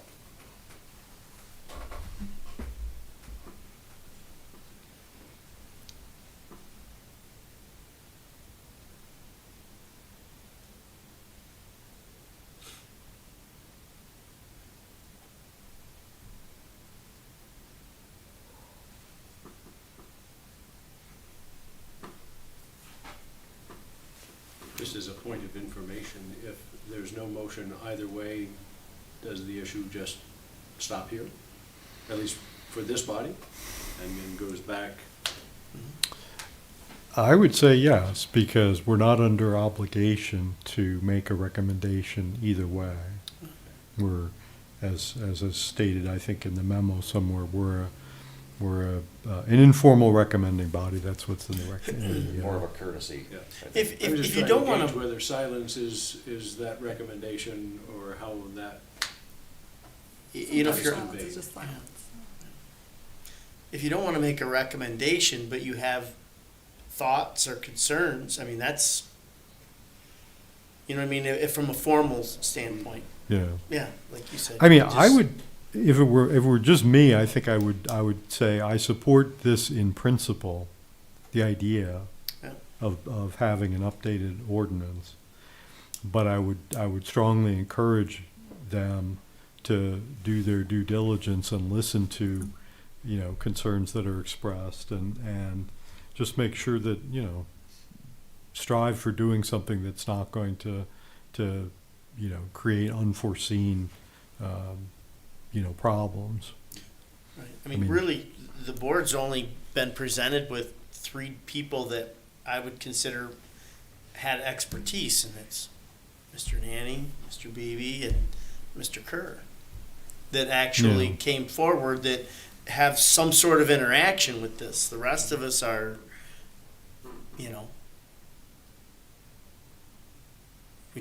this is not our expertise, so. I agree, in principle, absolutely, but, not actually having any hands-on experience, I don't know what to say. Yeah. When we first got the packet last month, I had reviewed it, and I put on the top of it lots of unintended consequences that I don't think I agree with you in principle, but I think the way this is written, I think there's a lot of unintended consequences that we kind of have to figure it out. I mean, we won't know it unless we have something in paper, but I'm just not comfortable with this right now. I guess if I may ask, can you be specific? Because Well, I think a lot of it was specific to my example, and I think there's if my 3 brothers, we decide to put something in, I mean, that's a tremendous expense, especially if it's a long 20 or a long 10 to bring that up, and I don't know what the right answer is. Well, understand, this was actually something, if I may, this was something Mr. Kerr had the same concerns, and he actually used the example of what if I wanted to build out, divide lots off in the back of the property, and have a long road in. I should have, he actually shared with me the sketches he made, and I should have brought them in. But it's exactly the circumstance you're talking about. One thing to keep in mind, this is a general ordinance. It certainly interacts with our zoning ordinance. These lots created still have to meet our zoning ordinance requirements. Our zoning ordinance says that each lot created, in order to build on that lot, the lot that's created under our current zoning ordinance, it must have direct frontage on either a public road or an approved and constructed private road, period. So your example couldn't be done with a driveway, a single wide 2-track or whatever going back. You couldn't even create the lots. Because our zoning ordinance, which we've had since 2020, and the previous ordinance had similar language in it, requires that those lots front on a public road or an approved and constructed private road. So it's just something to keep in mind that your example, it can't be done anyway. And frankly, in most communities, it can't be done. Because in most communities, they have a very similar standard. It's not an uncommon standard to simply say the lots need to have frontage on a public road or a private road that's actually there, not just what we call a paper road, which is when the right-of-way is there, but nothing's actually constructed. So, I appreciate it. I very much want to hear about the potential concerns, because that's, like I said, when Mr. Kerr brought that up, I was able to show him, but it doesn't even apply. There were several of the things we talked about where he had a concern based on design or an idea he had in mind or an example he had that simply was not possible to do because of our zoning ordinance and what it requires for establishing lots. The one thing we want to do is we want to be able to get it right for all the right reasons, and unfortunately, until we start swimming in the pool, we're not going to know if we like it. So, that doesn't mean that we should, I don't know what that means, I'm just saying that out loud. No, I agree. I think I was just looking at a graph the other day for the change of the cost of simple groceries over the last 5 years, and it's huge, dramatic. And I think we're all reacting still to the increasing costs of construction, and then our population change and all of these things have really affected our community, and so the sheer cost of any new project is just sort of, how do you even take it on? How do you make it appealing to do development in an area when the costs have gone up so much? You know, the one good thing about it is, and we've saw, I don't know if it came to the planning commission and then the board, where Mr. Coyne came to us with wanted to make an ordinance change on solar. So I think it came here. Yep, you did, I remember that one. So we made a change for the right reasons, because somebody that was neck deep in what was going on thought that there was, you know, and we as a board reviewed it, looked it over. He had somebody come in and talk to us, and I think we made a good change. So I even though it's on paper, it's not in stone, and that's how I always feel about it. So we could accept this. The board of trustees could accept this at our next meeting, and 2 weeks later, somebody come up to us and say, "Hey, you need to look at that," and we could. So it's, Yeah, I mean, that's what happened with the zoning ordinance and other things. We've managed to tweak them and, you know, correct things as we've gone through.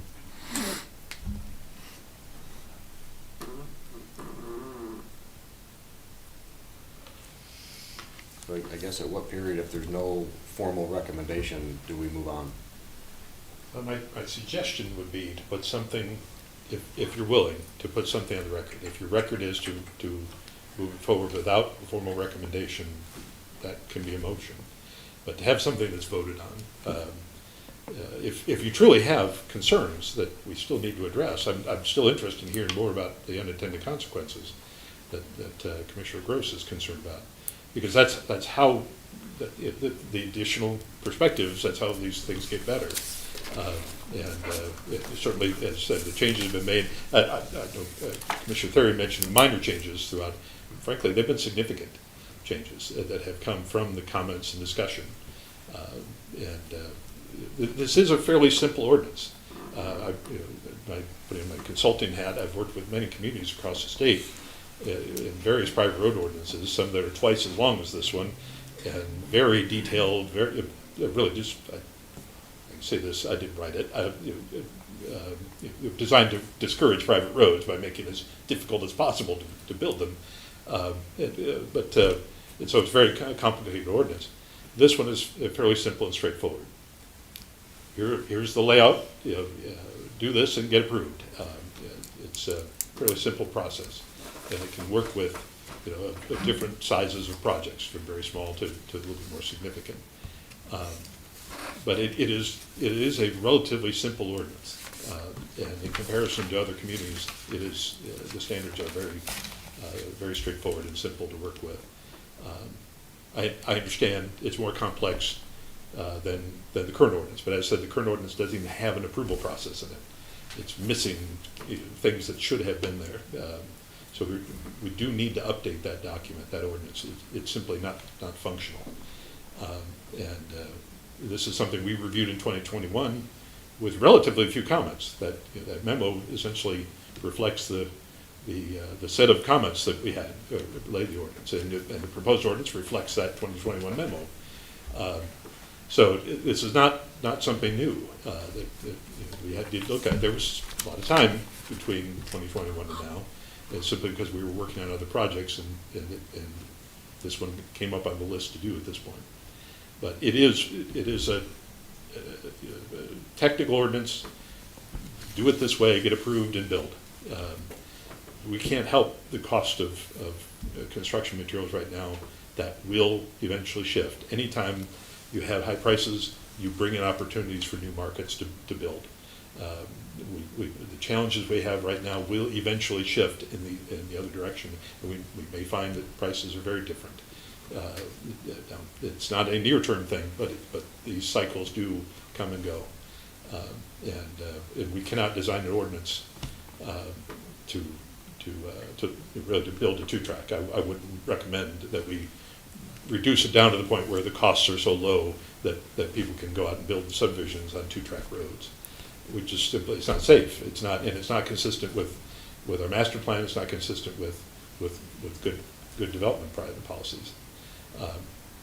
So we do, we've kept the requirements as reasonable as possible, as flexible as possible in terms of the number of lots and the design that goes with those. I've seen ordinances that have 3 or 4 different categories. I've even seen one 0 to 2 lots, and then 3 to 5, and then so I've seen it break. In that we tried to, again, not to complicate it, keep it relatively simple, and have that break at 9.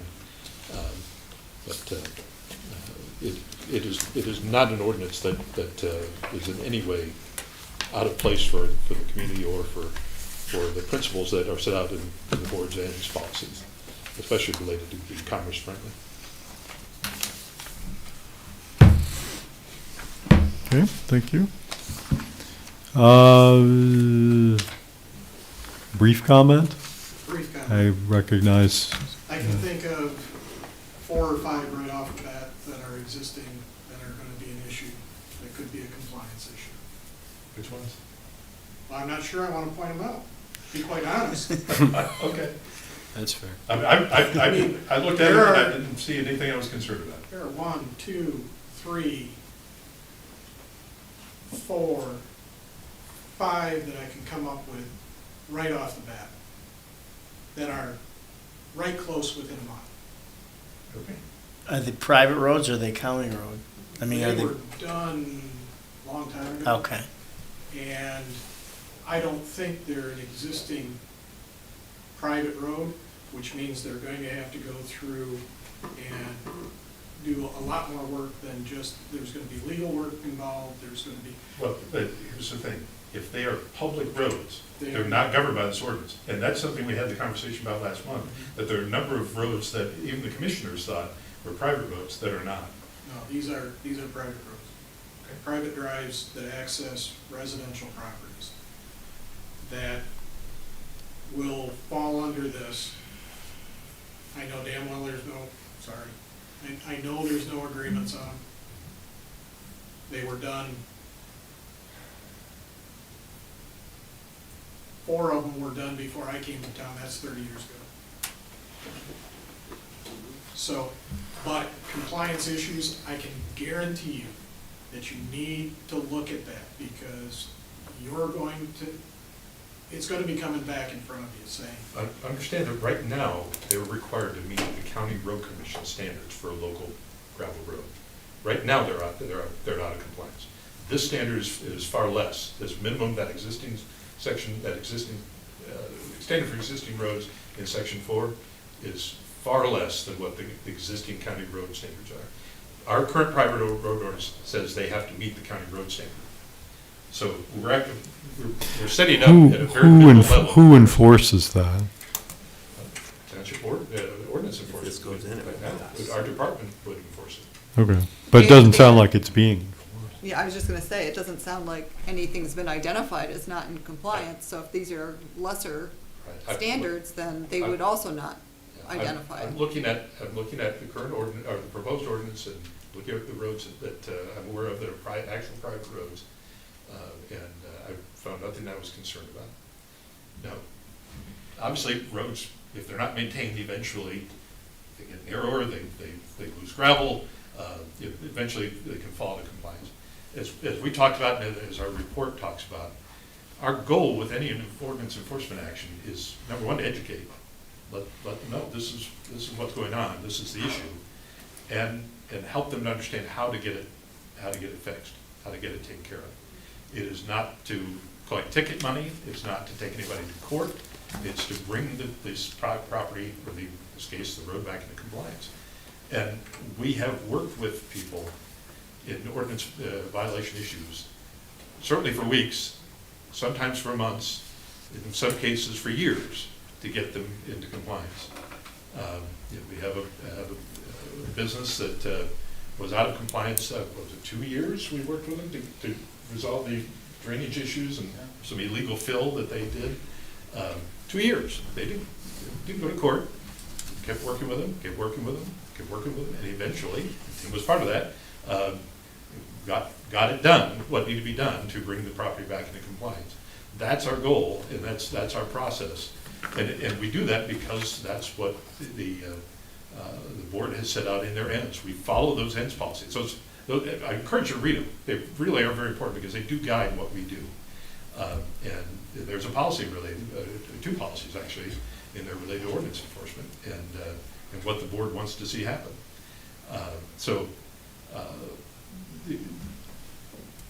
Even if there's a road that I'm not going to assume that there's a road right now because Tim's doesn't want to give an example, and I respect that.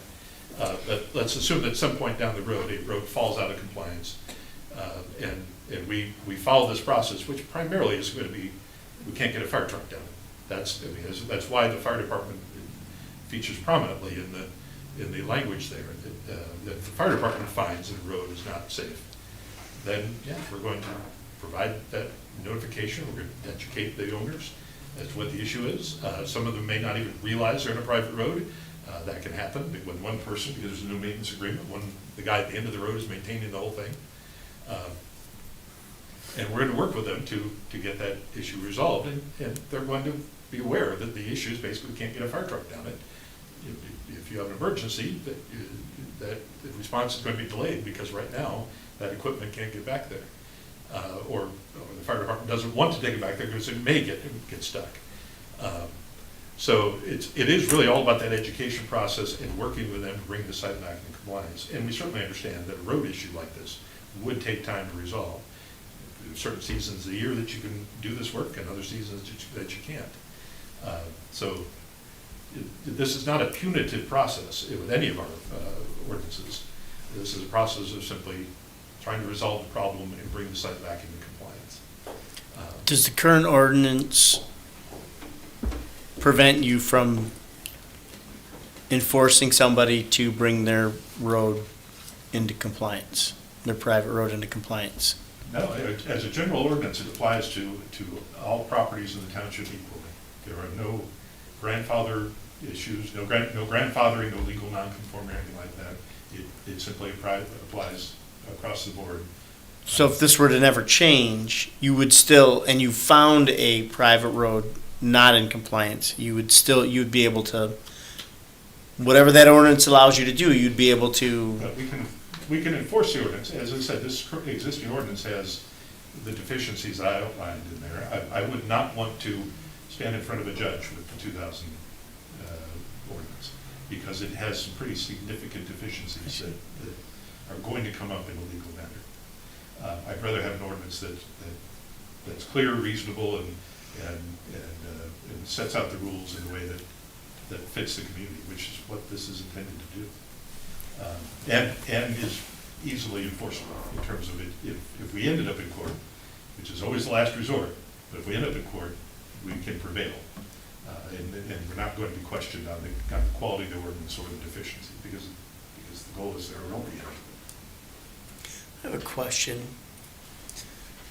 If a person has a private road and it's back a little ways, but not too far, and a fire truck can't get to it, but it's a good road. We'll just say it's a good road, but the fire department says we're not going to drive down that road for whatever reason. It's kind of an off-the-wall question, but wouldn't you have a tough time getting homeowners insurance? The reason why I say that is I had a customer that in the wintertime they closed their golf course down and the golf course building sat way back off the road. And they had to plow that road, even though nobody was there during the wintertime, they had to plow that road so a fire truck could get back there because their insurance. I know it's way off to the right or the left, and I apologize if it's too way off there, but I mean, Rodney may not even have to come knock on your door. You know, I've had insurance. I've had an insurance company knock on my door and tell me that if I don't put a railing on my 2 steps going down off my back, that they were going to drop me dropped me from insurance. My homeowner's insurance, because I had maybe it was 4 steps going up into the house, and it was 5 feet long, and I didn't have a railing on each side. The reason why I'm saying that is because what if that is a possibility, then there's a couple of different ways that road could get fixed, whether you wanted to or not. I could see an insurance company saying, there's no way that we could save that home if it's on fire, because we're not driving back there on this road, even though any one of us would have no issue with the road. Maybe even Rodney really wouldn't have any issue with the road if you went and looked at it, drove by and went, yeah, that's a decent road, but just throwing something out there.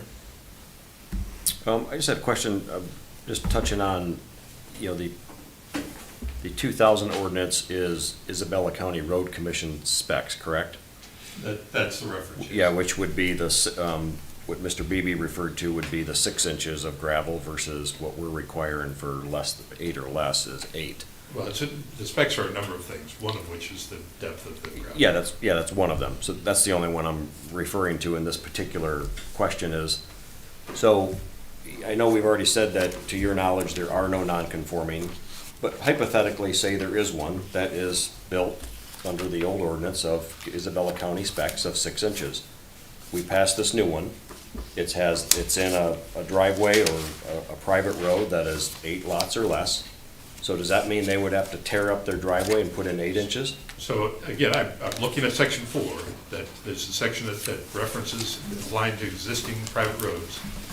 And it has 2 standards. The standards are 15-foot vertical clearance, basically, from the tree branches, and a minimum gravel roadway surface width of 20 feet. It says nothing about depth. Okay, And so that's they, deliberate. so- We don't have any way other than doing core Yeah, samples to know what yeah. that depth is.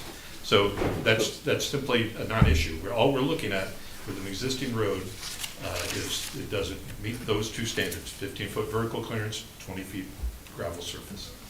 Okay. And that 6 and 8 references 6 if it's gravel and 8 if it's paved. And those are standards for when you're building a private road today. So that, for example, an existing road, if you were adding to it, if you want to extend it, let's say it's 600 feet long, and you want to add another 400 feet to it because you want to build some more houses, that extension would need to follow the specifications that apply in section 14. But the existing road that simply exists as to meet those requirements in section 4, period. Okay. That's why we wrote it that way. And I may need, if that's the only criteria for the existing roads,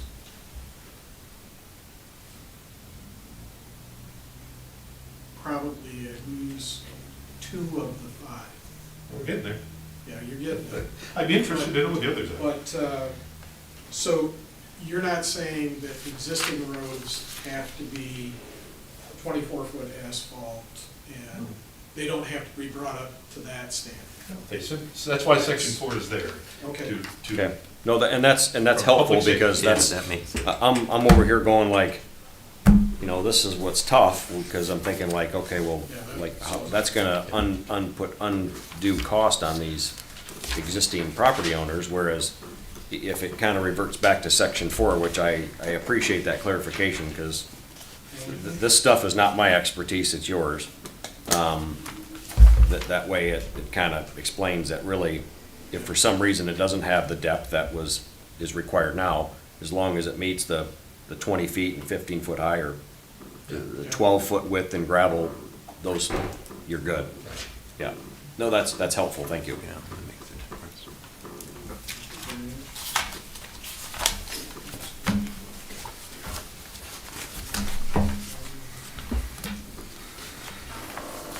I mean, overall, I'm still not completely comfortable with recommending it, and if it was me, I'd make a motion to postpone it for further, to gather further knowledge and speak with some resident experts on, to see if they have any issues. But I know it's a courtesy that it's coming here to us, but Yeah. When is it due to come back to the township board? Well, it can be placed on any board agenda. The next board meeting is a week from tomorrow, a week from Wednesday. Okay. So it certainly could be placed on that agenda. So if, I mean, hypothetically, if we had said, this is wonderful, we recommend it, that probably would have caused it to be put on that agenda. Certainly, yeah, whatever, your action would move it forward back to the board. Right. One thing I will say is that, this gets back to Commissioner Gross's comment about unintended consequences, but yet, I think, mention one. My suggestion to you is that if you have specific concerns that we can address in the ordinance, in whatever way that may be, this is the time to bring them up. Certainly, if you're going to postpone action further, I would recommend it be for something very specific.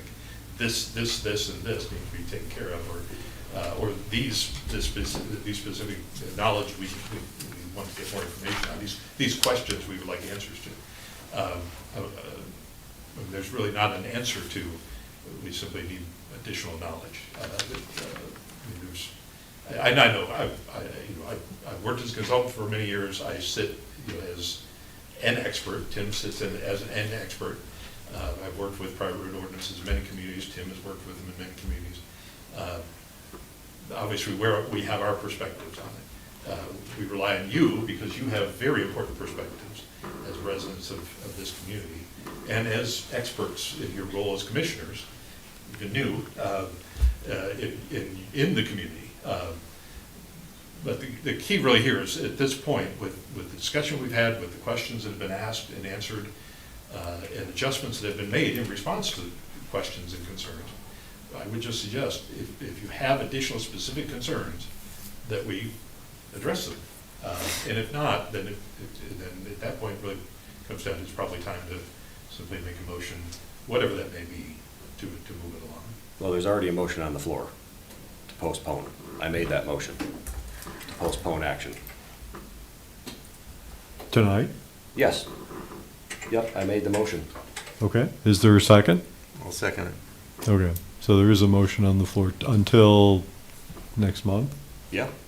Yeah, I think between now and then, I'd like to speak with some other experts. So, about their thoughts on this. Okay. Are there like specific issues you would want to articulate that you'll be looking for, or just? No, I'd just like them to go through it and give me their opinion on what they think of it. So I have some other reasons that I cannot share in this forum, but I will say I'm not comfortable with it at this point, and my motion's to postpone action. So we can vote on that, and if it doesn't pass, that's fine. We can vote on another motion. Further discussion on the motion to postpone.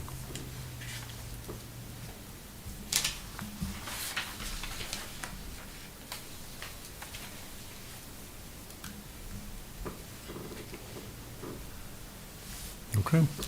I guess I'll ask for a roll call vote, I think. Over, Abstain. Squadrito, Yes. Thering, Yes.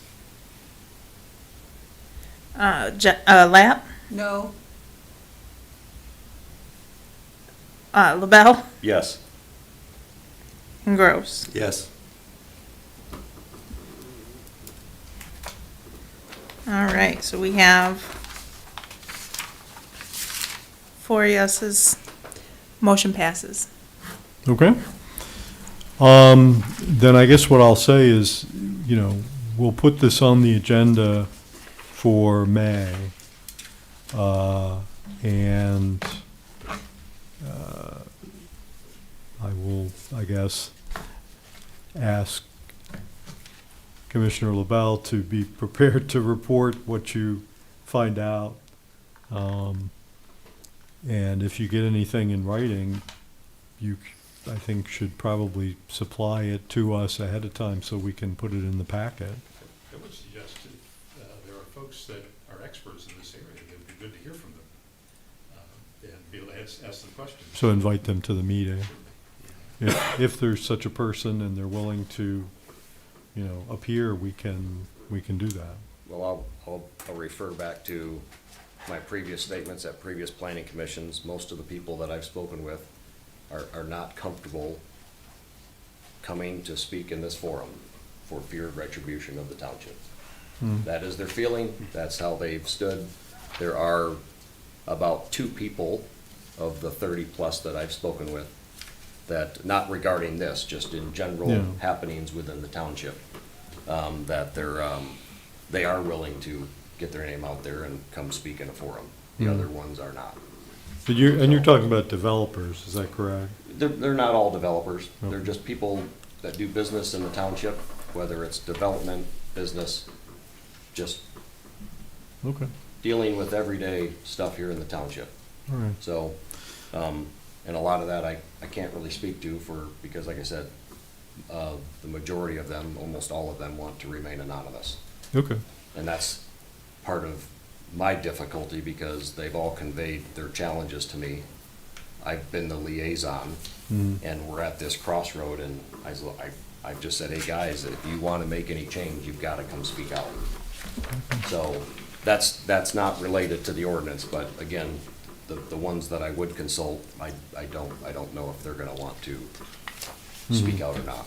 okay. So, Well, the one thing, I do agree with the comment that was made, that the more specific, the better. So whether they want to come and speak or not, or they want to have you speak for them, the more specific you can be about items that are in this proposed ordinance that would have, that you can identify that you think would have unintended consequences or that are a problem as they're currently written, I certainly would like to hear that, because otherwise it's hard to, latch on to something. We don't want to be just kind of, no, we shouldn't do this because we don't want to do it.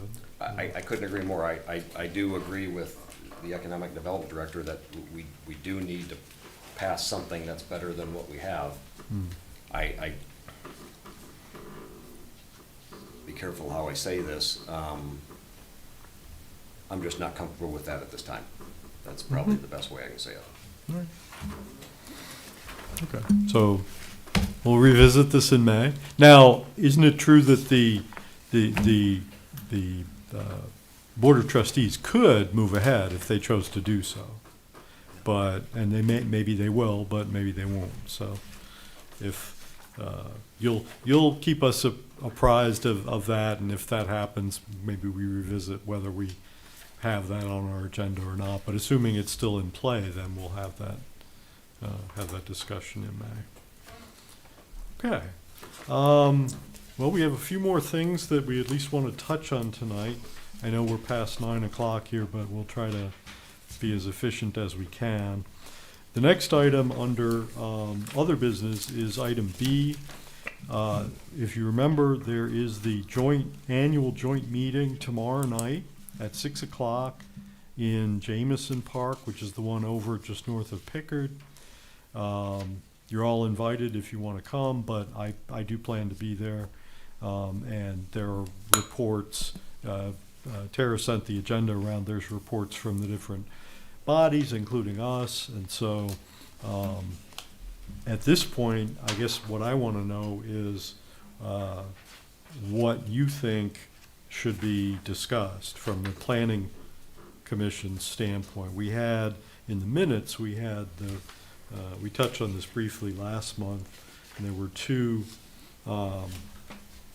comments. One was about revisiting the sidewalks and pathways ordinance, which is happening, and then a discussion about possibly reinstating the sidewalks and pathways committee.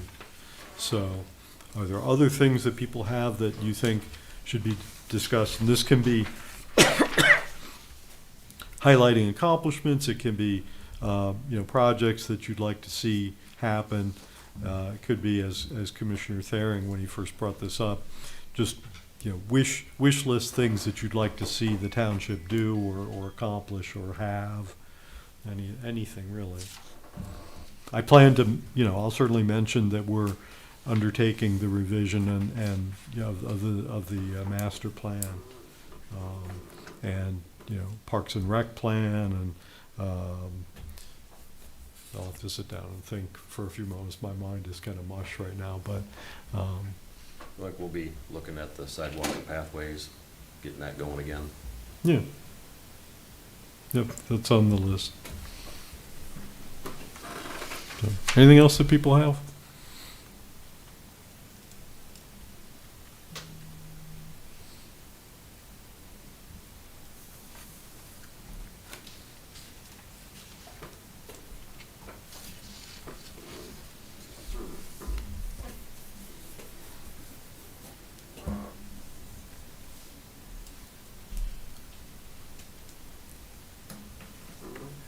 Okay, well, if you think of something, in the next couple of minutes here, feel free to blurt it out. Otherwise, I will, put myself on autopilot and use my imagination and I'll just talk. Okay, and then the last item that is here is the, we heard from Mary Center last month on the, survey of township residents. And so discussion of the final report of findings for the township survey of residents that was conducted. So I'll let Rodney introduce that, and then we'll. Well, thank you. This is really not much of an introduction, just want to make sure that this was on the agenda. Last time it was a presentation item, there was a little bit of conversation, but I wanted to just give you the opportunity to make sure you had the opportunity to follow up on that. And just to have a conversation about what, I suppose, what you learned or what stood out to you, or if anything of interest that you had or want to share about the report.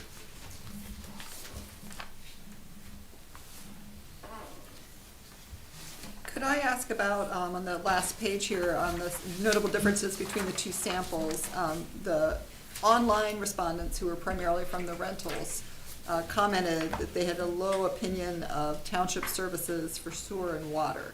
Is that some issue related to rentals specifically, or do you have any idea why that would be identified by that particular group of respondents? I think as Dr. Center said, that those kinds of responses sometimes you do ask. You think, what could that be? And you almost wish you could have a follow-up question. All we have is what So they no answered, idea, so. okay. I just thought that was interesting.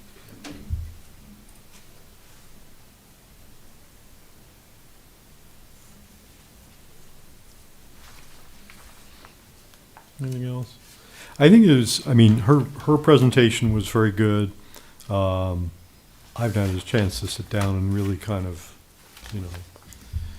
bring this all together, but just from what I heard, a lot of it was kind of, it wasn't surprising to me. It was kind of what I had expected, and I think it's all good information that should be useful to us in dealing with the master plan and some other stuff.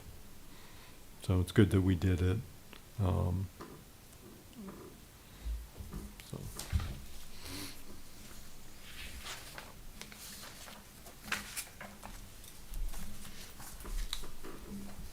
And you have this information, so as we go forward and things come to us, we can refer back to it and use that information to, to help inform some of our discussions.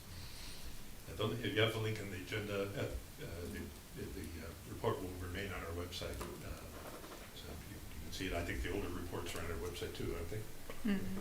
So you can see what the previous report said as well, if you like. Mm-hmm. Yeah, what's in the packet is the summary of findings, which is the, I guess, executive summary, if you want to call it that, whereas the link takes you to the more extended report.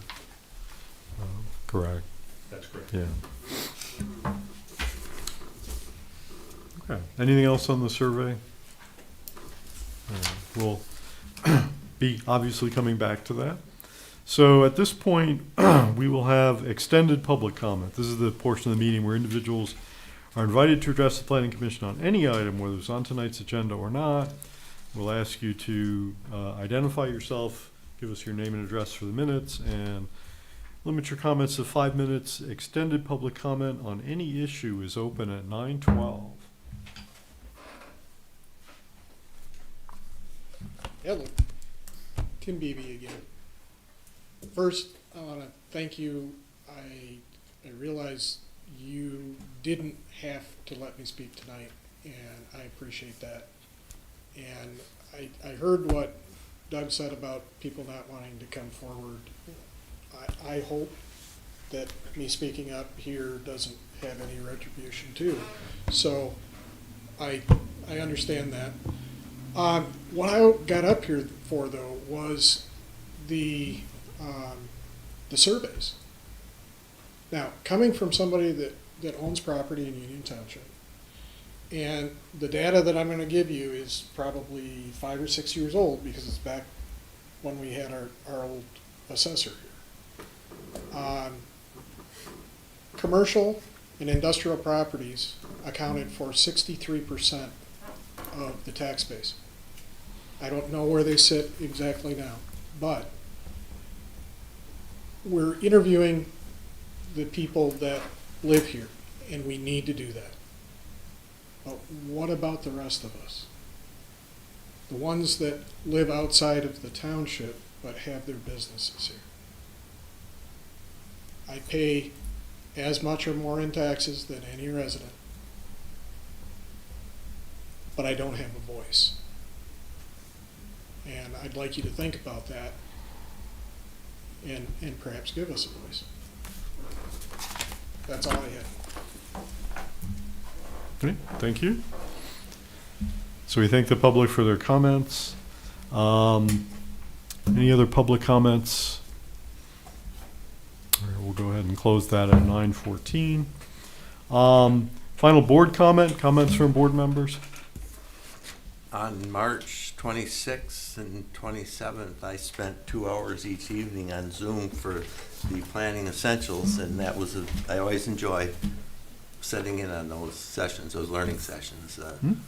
The discussion, I mean, there was 90-some people on that Zoom, and excellent presenters, excellent questions, and, just come away with bits and pieces that are very helpful, so I just want to report that. Great. Yeah, I definitely recommend those. I've not done an online one, but the in-person ones I've done have always been, something about it has always been worthwhile. You always learn something. Any other comments from board members? I'd just like to welcome Tom over to our commission. It was pleasant to see that you were joining our commission here, so thanks for taking your time to do that. You bet. Thanks, Doug. And on a different note, what's his term? Because I didn't see anything on here. Is there a? But he will appear on the next one. That was sent out before the board voted on his appointment. Okay. His term will be Is it 3 years? Terrace, whatever Terrace, I believe. Well, It's Tara- a 3 says years, Tara's expired 2027. 2/15 of 24. Yeah, right, because her term was up, so. Yeah, it's So he's- February he'll start 15th, 2027. So it'll be 27, okay. Okay. All right. And I would just say thank you for the opportunity to serve, and I look forward to getting to know all of you and working with you and enjoying this over the next 3 years. Thanks for that clarification. Yes, you will enjoy it. That's a requirement. All right. So if there's no other comments from board members, we've completed our agenda for tonight, so we will stand adjourned until the third Tuesday in May, whatever date that is. Thanks, everyone. Thank you.